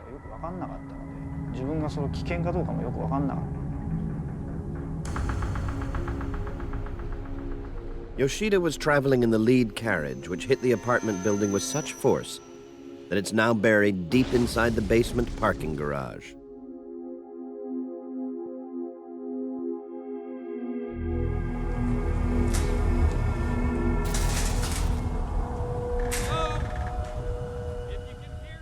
The first rescuers arrive at 9:24 a.m., just 6 minutes after the crash.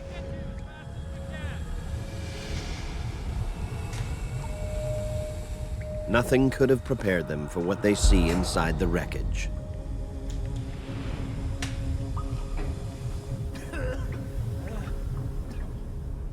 Kyoichi Yoshida remembers the moments just before the crash.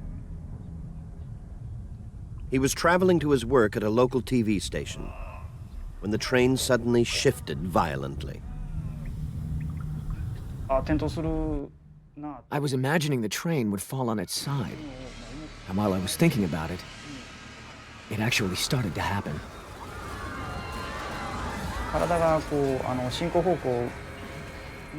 I was thrown to my right, toward the front of the train. Then I realized that I was facing backwards. I could see down toward the rear part of the train, and while I was falling, I was losing consciousness.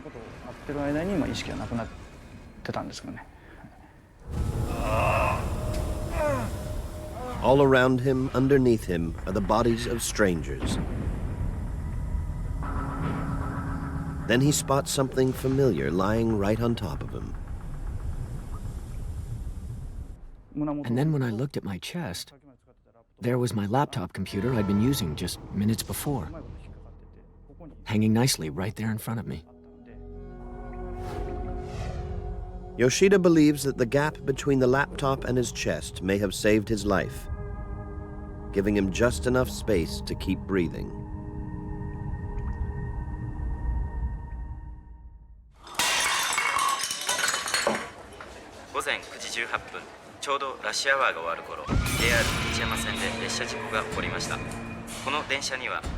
The news of Japan's worst rail disaster since 1963 hits the airwaves within minutes of the crash. Momoko Suzuki is at work when the news breaks. She's horrified by the report of numerous casualties, especially since her husband and her daughter Junko often ride that train. この事故によって列車の1両目は完全に大破。しかしながら奇跡的にもその車両には生存者がいました。現在のところ事故での死者は2、30人と確認されています。The rescuers soon realize that 20 to 30 dead is an optimistic prediction. In the first hour alone, they discovered dozens of bodies, most of them in the two front carriages. Hundreds of injured are taken to nearby hospitals, and many are still trapped in the depths of the wreckage.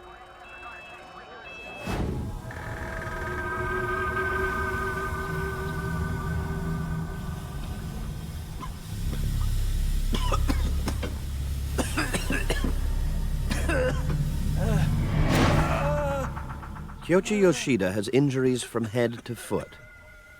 A broken pelvis, broken ribs, severe whiplash. Even more serious, his legs are trapped in the wreckage. They're squeezed to the point where there's a danger of getting crush syndrome, a deadly condition that can set in as early as half an hour after entrapment.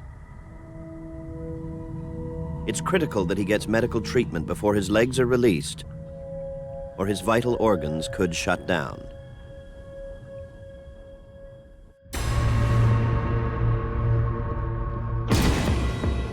Saisakai Shiga Hospital is 70 kilometers from the crash site, home base for a remarkable medical specialist, Dr. Takanobu Hase. He and his team are prepared to treat conditions such as crush syndrome. They work right at the crash site while patients are still trapped. As much as we have room for it. It's good to prevent hypovolemic shock as well. Make sure we have enough. His second-in-command, Dr. Shinji Akatomi, has heard that there are already many rescuers at the site. Even so, he knows this kind of disaster calls for experts who know how to work in confined spaces. The key is to get to the crash site in time. Confined space medicine いわゆる瓦礫の下の医療が必要な救助者がいる。 I believe that the rescuers would need us, that we'd be able to help them. Meanwhile, Momoko Suzuki tries to find out if any family members were on board train number 5418. Checking to see that Masashi is in the office. I'm watching the news about I worried if my husband had made it to work.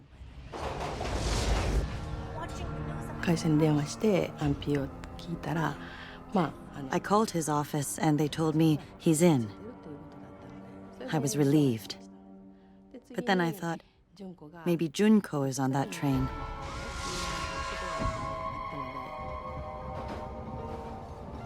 Momoko's daughter Junko is a 30-year-old artist.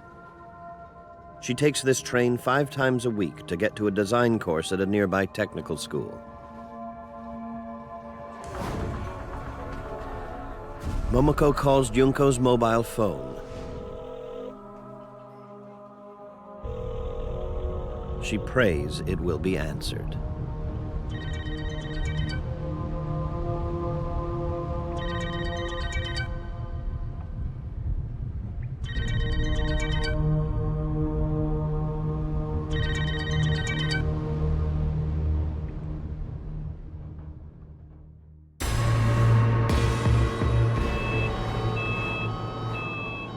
The team from Saisakai Shiga Hospital races the 70 kilometers to the crash site. Dr. Takanobu Hase has years of experience in emergency medicine. The massive Kobe earthquake of 1995 was a turning point in his career. Hase was shocked to see many people die in the days following the quake because they didn't receive on-site treatment for crush syndrome. Ever since then, he's taken a special interest in confined space medicine.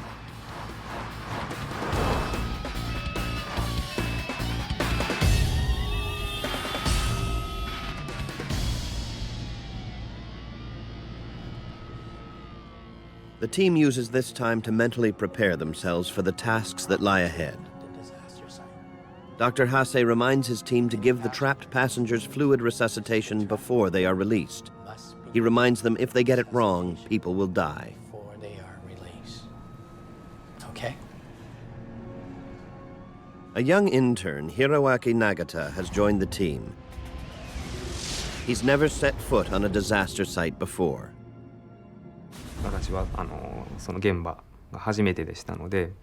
It was my first time, so I was just going to do exactly as the senior doctors ordered. At the time, I had no idea what I could do for anyone. I was very nervous. Very nervous. The senior doctors offer encouragement.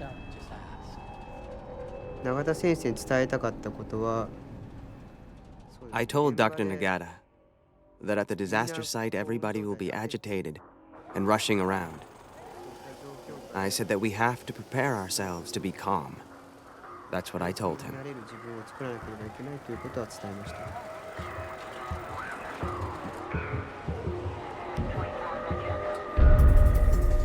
At the crash site, passengers are still trapped in the wreckage of the first 2 carriages. The rescuers run out of stretchers to move the wounded.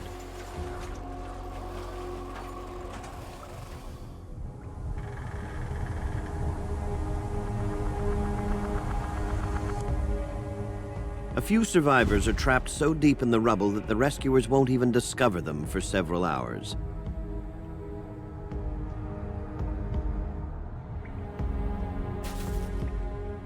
One of them is a 19-year-old student who had been standing at the front of carriage number 1. The crash hurled him forward into the driver's cabin. The young man is trapped alongside the dead driver, pinned from the waist down. His limbs are under terrible pressure. He's conscious enough to make contact with his family. He tells them that he may not live long enough to be rescued. Don't give up. Just hold on. Hang in there. Further back in carriage number 1, Kyoichi Yoshida fights his fear and pain by encouraging the person next to him.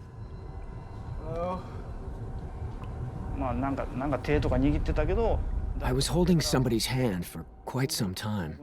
My mental state was not normal. It took a long time to realize that the person whose hand I was holding had already passed away.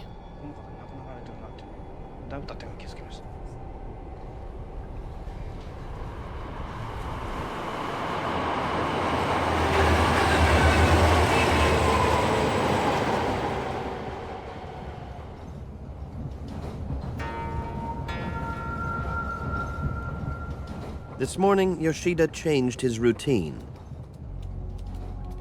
Instead of riding at the back of the train as he normally did, he sat in the very front carriage.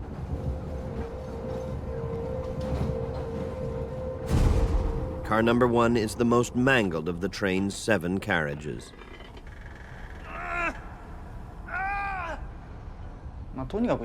It was really painful. I was so preoccupied by the pain that there was no room left to think about how am I going to survive.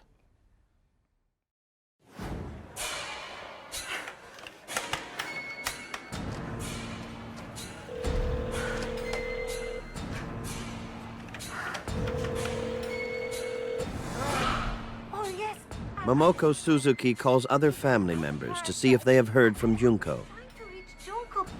But there's no answer.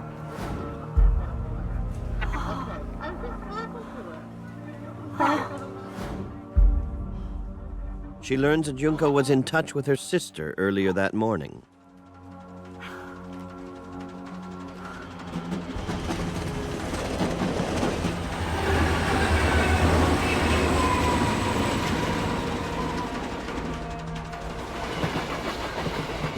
The 事故の日25日の朝は私の方が出勤時間が早いので、その時にこんなことはめったにないんですけども、純子が。That day the accident happened, on the 25th, I had to leave home before Junko. I usually leave home at 7:20. It had never happened before, but Junko got up and came downstairs, still in pajamas, and she said goodbye, and she said goodbye again. I was wearing shoes already, and I remember I was wondering, why is she saying goodbye twice today? That was the only conversation we had that morning.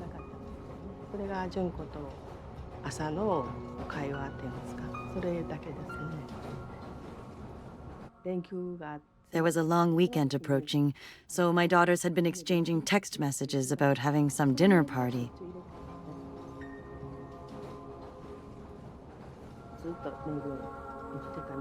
They were exchanging messages at the time, and suddenly it was cut off.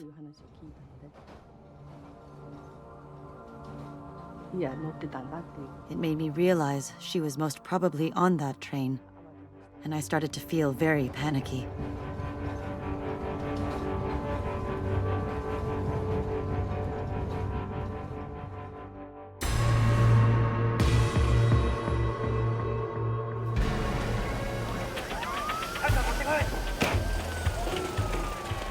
By now, emergency workers have ferried more than 400 injured passengers to hospital.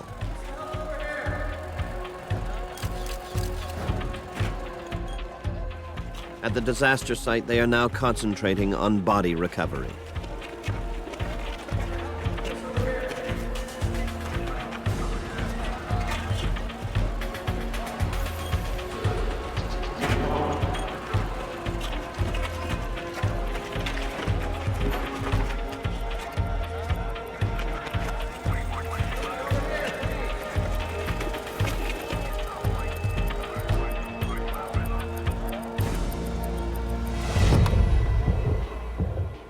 After fighting traffic and roadblocks, Dr. Hase's team finally arrives.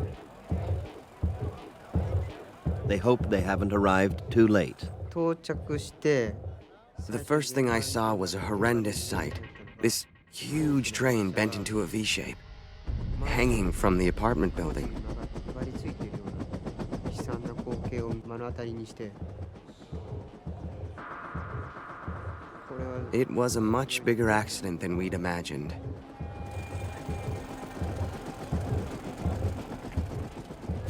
As they approach the wreckage, team members check victims for vital signs.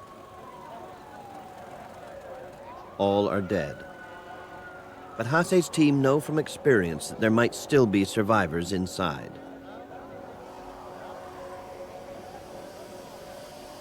Mada 4時間後で 4 hours had already passed since the accident, but things were still chaotic. その後やっぱりコンファインスペースメディスが必要な If anyone was still trapped inside, they'd need confined space medicine. Also, rescuers might have been injured in secondary accidents. That's what I had in mind when we arrived at the site.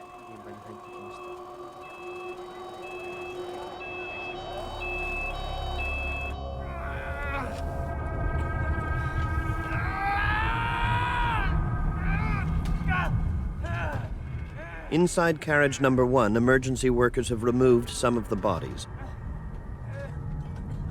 But they cannot release Yoshida. Crush syndrome is now a real risk.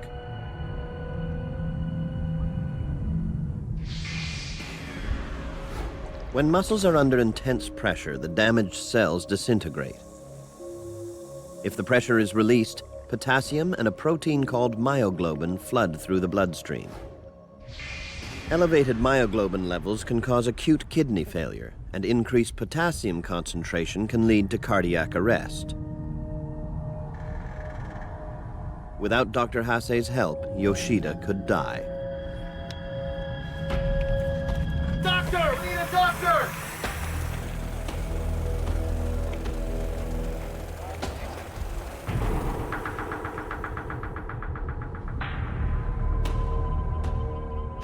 As Dr. Hase's team enters the destroyed parking garage, they are stunned by the destruction around them.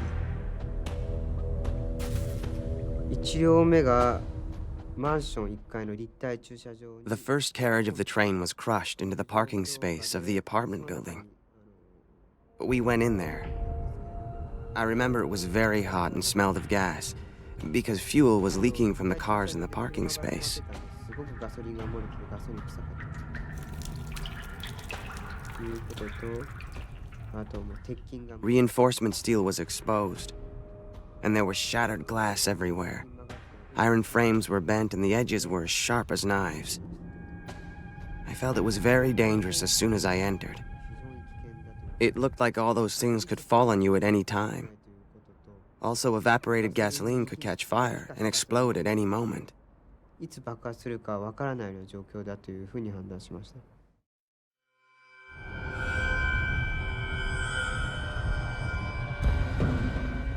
Inside the demolished car park, there is not enough oxygen and too much carbon monoxide. A toxic combination. In this confined space, rescuers also risk contamination and infection from the blood and other body fluids of the victims. The temperature inside the wreckage has hit 40 degrees Celsius. But Dr. Hase and his team persist, carefully checking vital signs of each body in their path. Finally, Dr. Hase comes face to face with Kyoichi Yoshida. I recognized him as a doctor the moment I saw him. And I thought, oh, the doctor has arrived. He was providing triage very prudently, taking so much time to make sure. Dr. Takanuma Hase.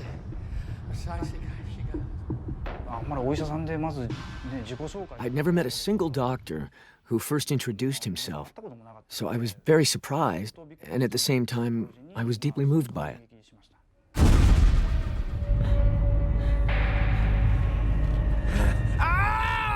Dr. Hase realizes Yoshida's leg is trapped and under great pressure. 長谷先生は吉田さんにアプローチしたときに When Dr. Hase approached Mr. Yoshida, he assessed what kind of situation Yoshida was in. His legs were trapped, and he was starting to feel numb. Dr. Hase was thinking about crush syndrome. Hase knows that Kyoichi Yoshida needs to be put on an intravenous drip right away. But Yoshida is confused by pain, shock, and stress, so he doesn't understand why he needs this kind of treatment.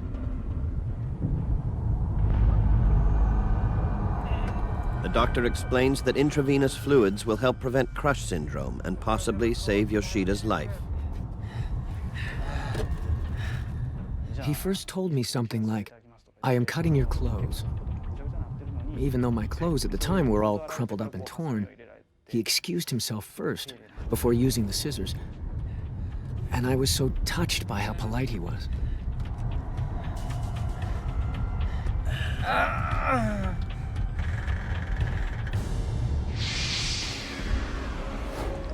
The intravenous fluids help flush out the myoglobin and potassium that will otherwise flood into the bloodstream as soon as his leg is released. The treatment will help prevent kidney and heart failure. Fluid resuscitation also reduces the possibility that he will go into shock once released.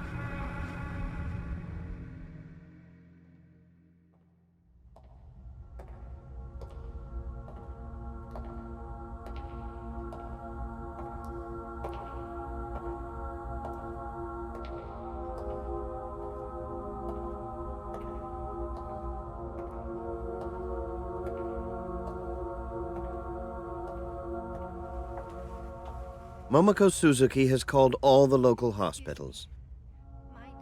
Her daughter Junko isn't at any of them. Type B blood type. Fearing the worst, she tries the last place any parent wants to visit. Have you seen anyone like that here? I called many hospitals, but I couldn't get information about Junko from any of them. So I realized there's a possibility that Junko is already dead and at the morgue. We were not allowed to go into the actual morgue to see the bodies. We had to wait in a room, and if there was a positive identification, then we could go into the morgue.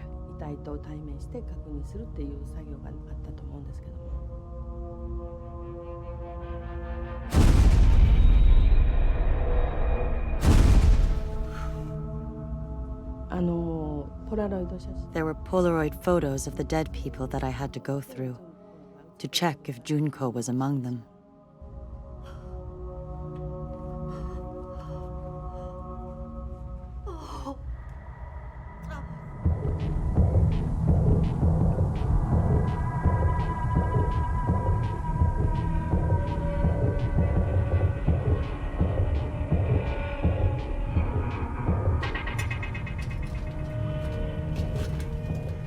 At the crash site, rescuers are still finding victims. More than 5 hours after the accident, they discover a young woman deep inside carriage number 2 who matches Momoko's description of her daughter Junko.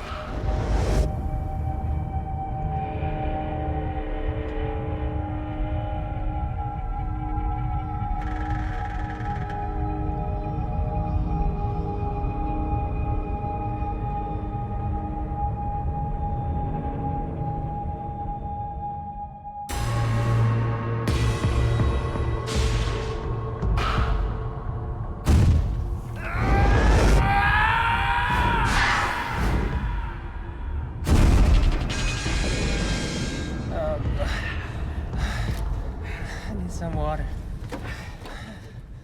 Dr. Hase's intravenous treatment has dramatically increased Yoshida's chances of survival. But 5 hours after the crash, his left leg still remains completely trapped.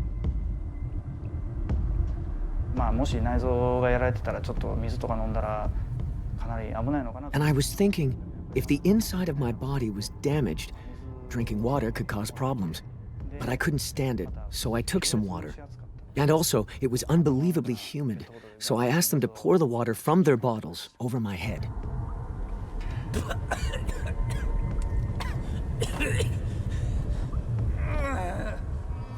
The pain is excruciating, but it will now be less risky to release him from the wreckage.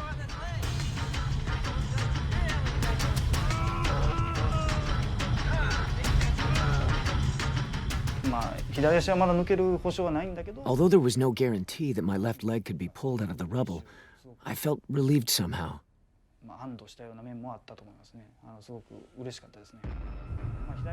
The left leg was so hard to pull out that someone, I think it was the leader of the rescue team, said, "If this situation doesn't change, it's not looking good."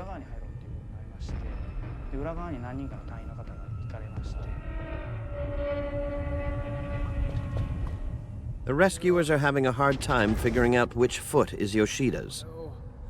Tangled in the mountain of rubble with his left leg are the limbs of dead bodies.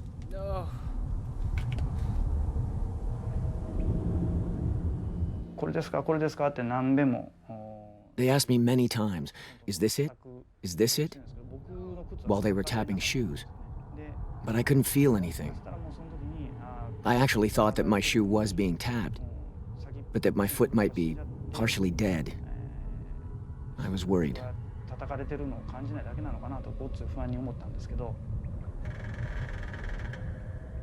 Yoshida wants to call his family, but can't find his phone. So I put my hand in my pocket, and there was no phone. Then I realized that I was holding the phone in my left hand at the moment of the accident, and that it must have been thrown somewhere.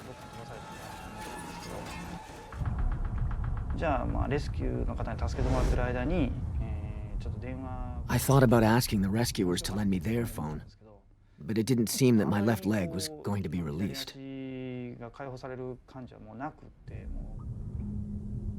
It occurred to me to call my family, to let them hear my voice and let them know I was still alive. But then I also thought that if I didn't pull through, they might be devastated. So I decided to call them after I was released. Yes! Yes! After 10 minutes, the rescuers have finally identified Yoshida's foot. As his leg is released from the crushing pressure, Yoshida experiences a strange sensation.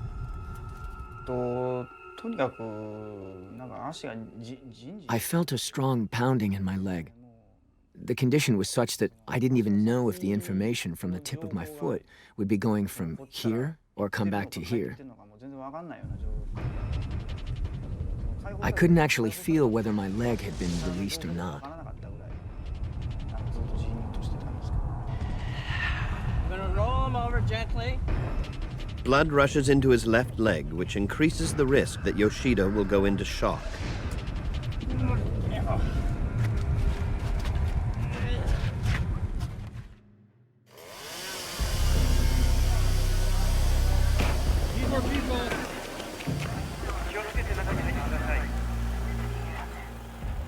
Meanwhile, other rescuers working in a different part of the wreckage have finally managed to free Junko Suzuki.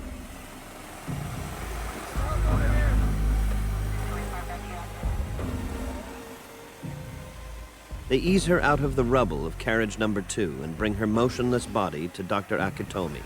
He checks for any signs of life.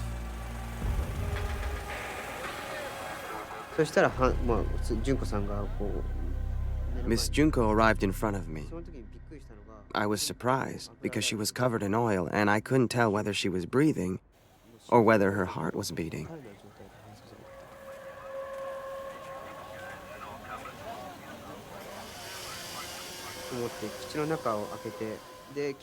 I opened her mouth a bit and found it was filled with tiny pieces of glass.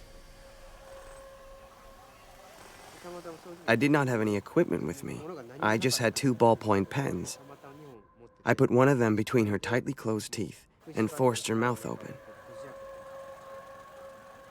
Then, using the other pen, I removed the glass from her mouth.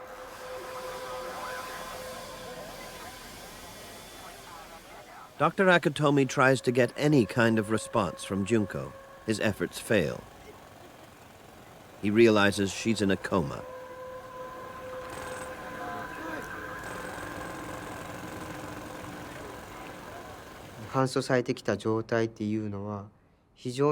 Her level of consciousness was very low, and there was the possibility of head injury.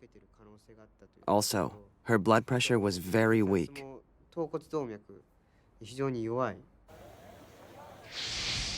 Junko is also in shock because there isn't enough blood and oxygen flowing to her brain, heart, kidneys, and liver. So these organs are in danger of shutting down.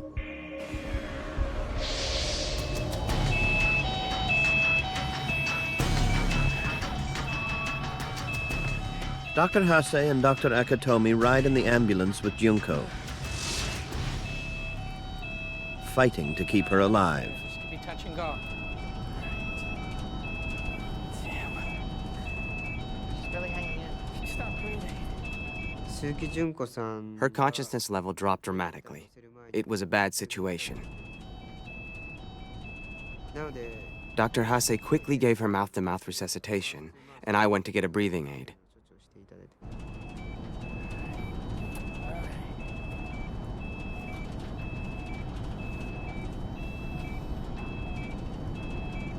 Okay. Okay. Got it from here. All right. 僕にとってハセ先生というのは本当に尊敬する。 Dr. Hase was someone I really respected. He was very understanding. 受け止めていただいて適切な And he was my mentor. スペシャルでありよく理解者であったというふうに思っています。 Dr. Hase manages to revive Junko.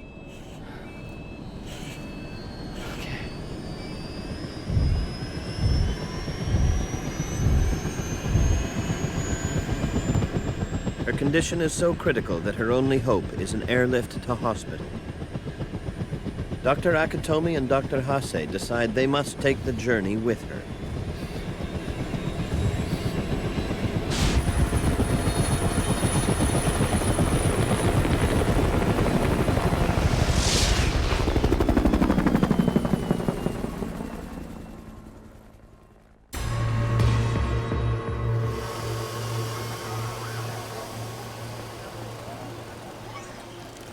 As rescuers lift Yoshida out of his prison and into the light of day, he's overcome by a flood of conflicting emotions.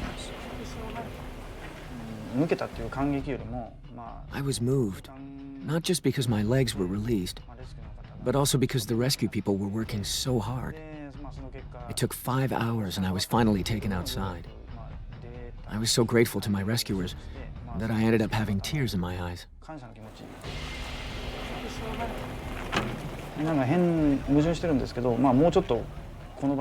I actually felt like staying there a little bit longer.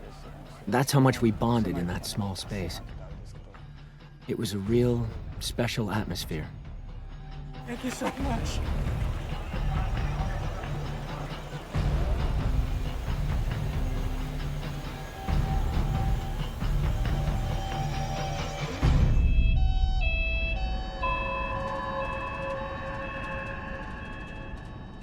It was really cold, and I started to have a chill.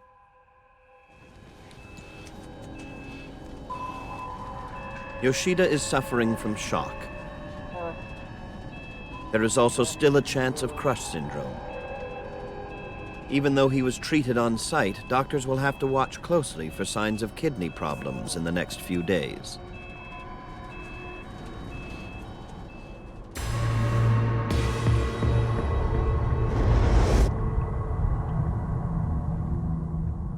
By late afternoon, many rescuers have left the accident site, certain that there are no more survivors. But Dr. Hase's team isn't so sure. After they've delivered Junko to hospital, they return to the wreckage. 特にこれは明らかな確信があったというわけではないんですけど。 I'd heard that in other countries, there have been quite a few cases where people were rescued 24 hours, even 48 hours later. I was not sure that any survivors would still be trapped, but I wanted to help in case someone was found alive. Just after 4 p.m., rescuers hear several voices from the very front of carriage number 1. Among them is the 19-year-old student whose lower body is pinned beside the lifeless driver. He feels pressure in his chest. Breathing is difficult. 両足が挟まれてると。 Both legs were trapped. He couldn't feel anything, couldn't move his legs at all. When I heard that, I knew there was a chance he would have crush syndrome, that if he did not get treatment for it, he may not survive.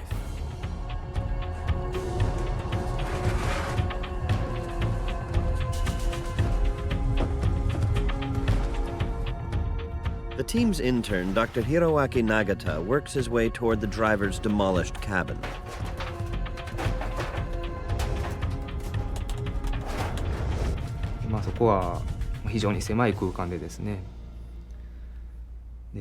It was a very small space.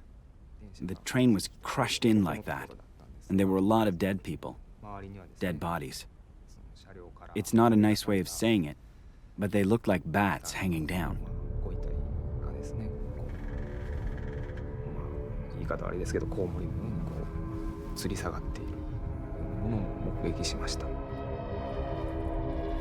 Dr. Nagata prepares to treat the young man for crush syndrome and encourages him to hang on for a little longer. そうですね、もうあかんわ言って弱気な発言をされてる時もありましたね。言い方悪いですけど、アホか言うて。He actually sometimes said I might just give up. When he said that, I told him don't be a fool, that rescuers are trying to get to him. So until they reach you, until they save you, you can't give up. That's what I told him. そしたら助かるしいうことを喋りましたね。非常にやりにくかったです。やりにくいけど必要なのでやらなければならないという状況でした。そういう。It was a very awkward way to be giving treatment. I knew that if I failed to give him IV fluid, he was going to die. So I did my best. You're gonna make it. It's okay.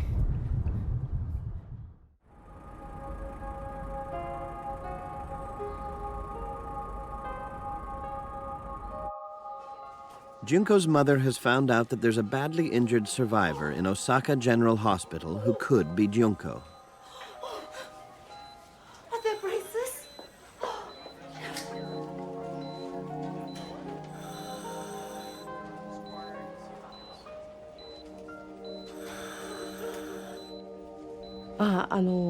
もう探さなくていいと思いましたね。I felt my search is over. I have found her.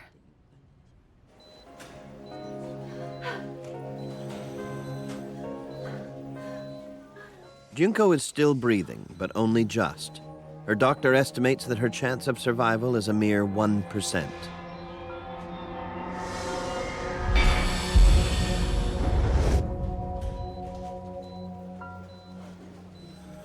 まずヘリコプターで運ばれたっていうことをまず一番最初に聞きました。で、The doctor told me that Junko was brought here by helicopter, and that there was an emergency operation in her stomach area that they had to do without permission in order to save her life. 事前に病院として命を助けるためにした処置ですっていう診断書とともにそういう説明を受けました。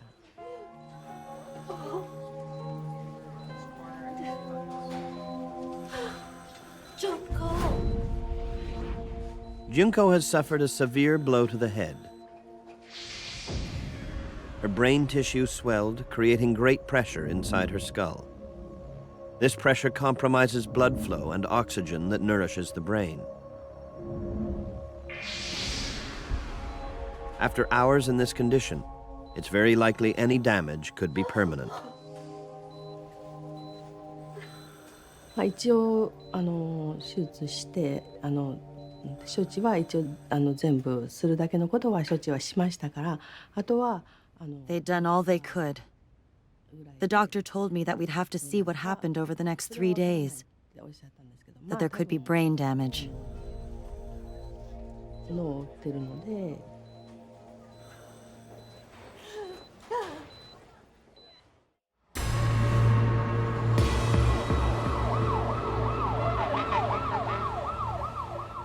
Dr. Hase's team works into the night to help save the lives of several remaining trapped passengers. All are suffering from crush syndrome and need on-site treatment. The young man from the driver's cabin is the last survivor pulled out alive, 22 hours after the crash. In all, 107 passengers died in the crash. 555 have been injured, many severely.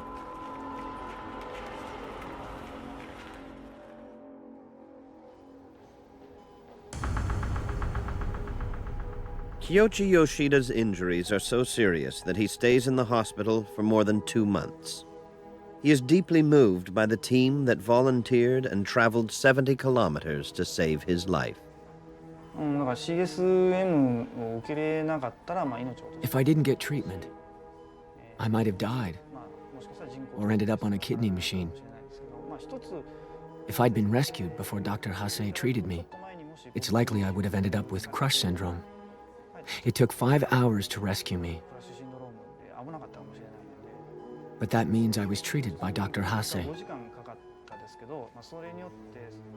There was luck in a very unlucky situation. He wrote a book about his life and death experience on train number 5418. It's good of you to stay with me. It's a long day for you. After the accident, Junko Suzuki lies in a coma for many months. Her family keeps a constant vigil at her bedside. I couldn't accept the fact that she's going to die. I always had it in my mind that she will be okay, and she will regain consciousness. One day, 6 months after the accident, Junko finally wakes up. Oh, Junko. Junko, you're awake. Mom, yeah, Junko.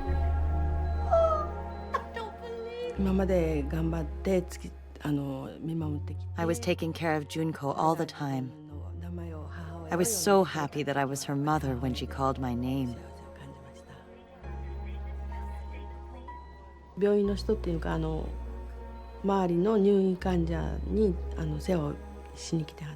The nurses at the hospital heard her voice with me. They were actually crying. They were so happy for me. Yes,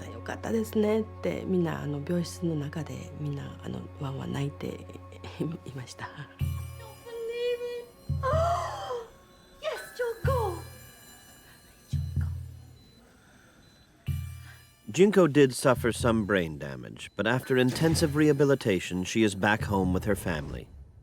She's become something of a national hero. Support has poured in from across Japan. I was really relieved that I was alive. 杉純子さんが5ヶ月ぶりに意識戻ったっていうことは、もう本当に奇跡。 It was a miracle that Junko Suzuki regained her consciousness. A series of miracles. Dr. Akatomi often goes to visit Junko and her family, even though he now works 3 hours away in Tokyo. Junko's life changed forever the day train number 5418 went off the rails. But she hasn't lost her artistic dreams. I've got good eyesight, and I've got capable hands, so I would like to find some kind of job using my hands. I want to be an illustrator, or something like that.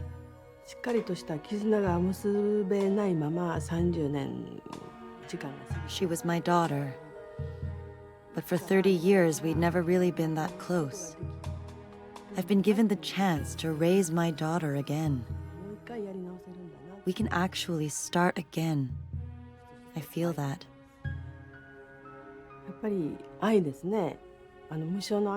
I've started to notice what love really means.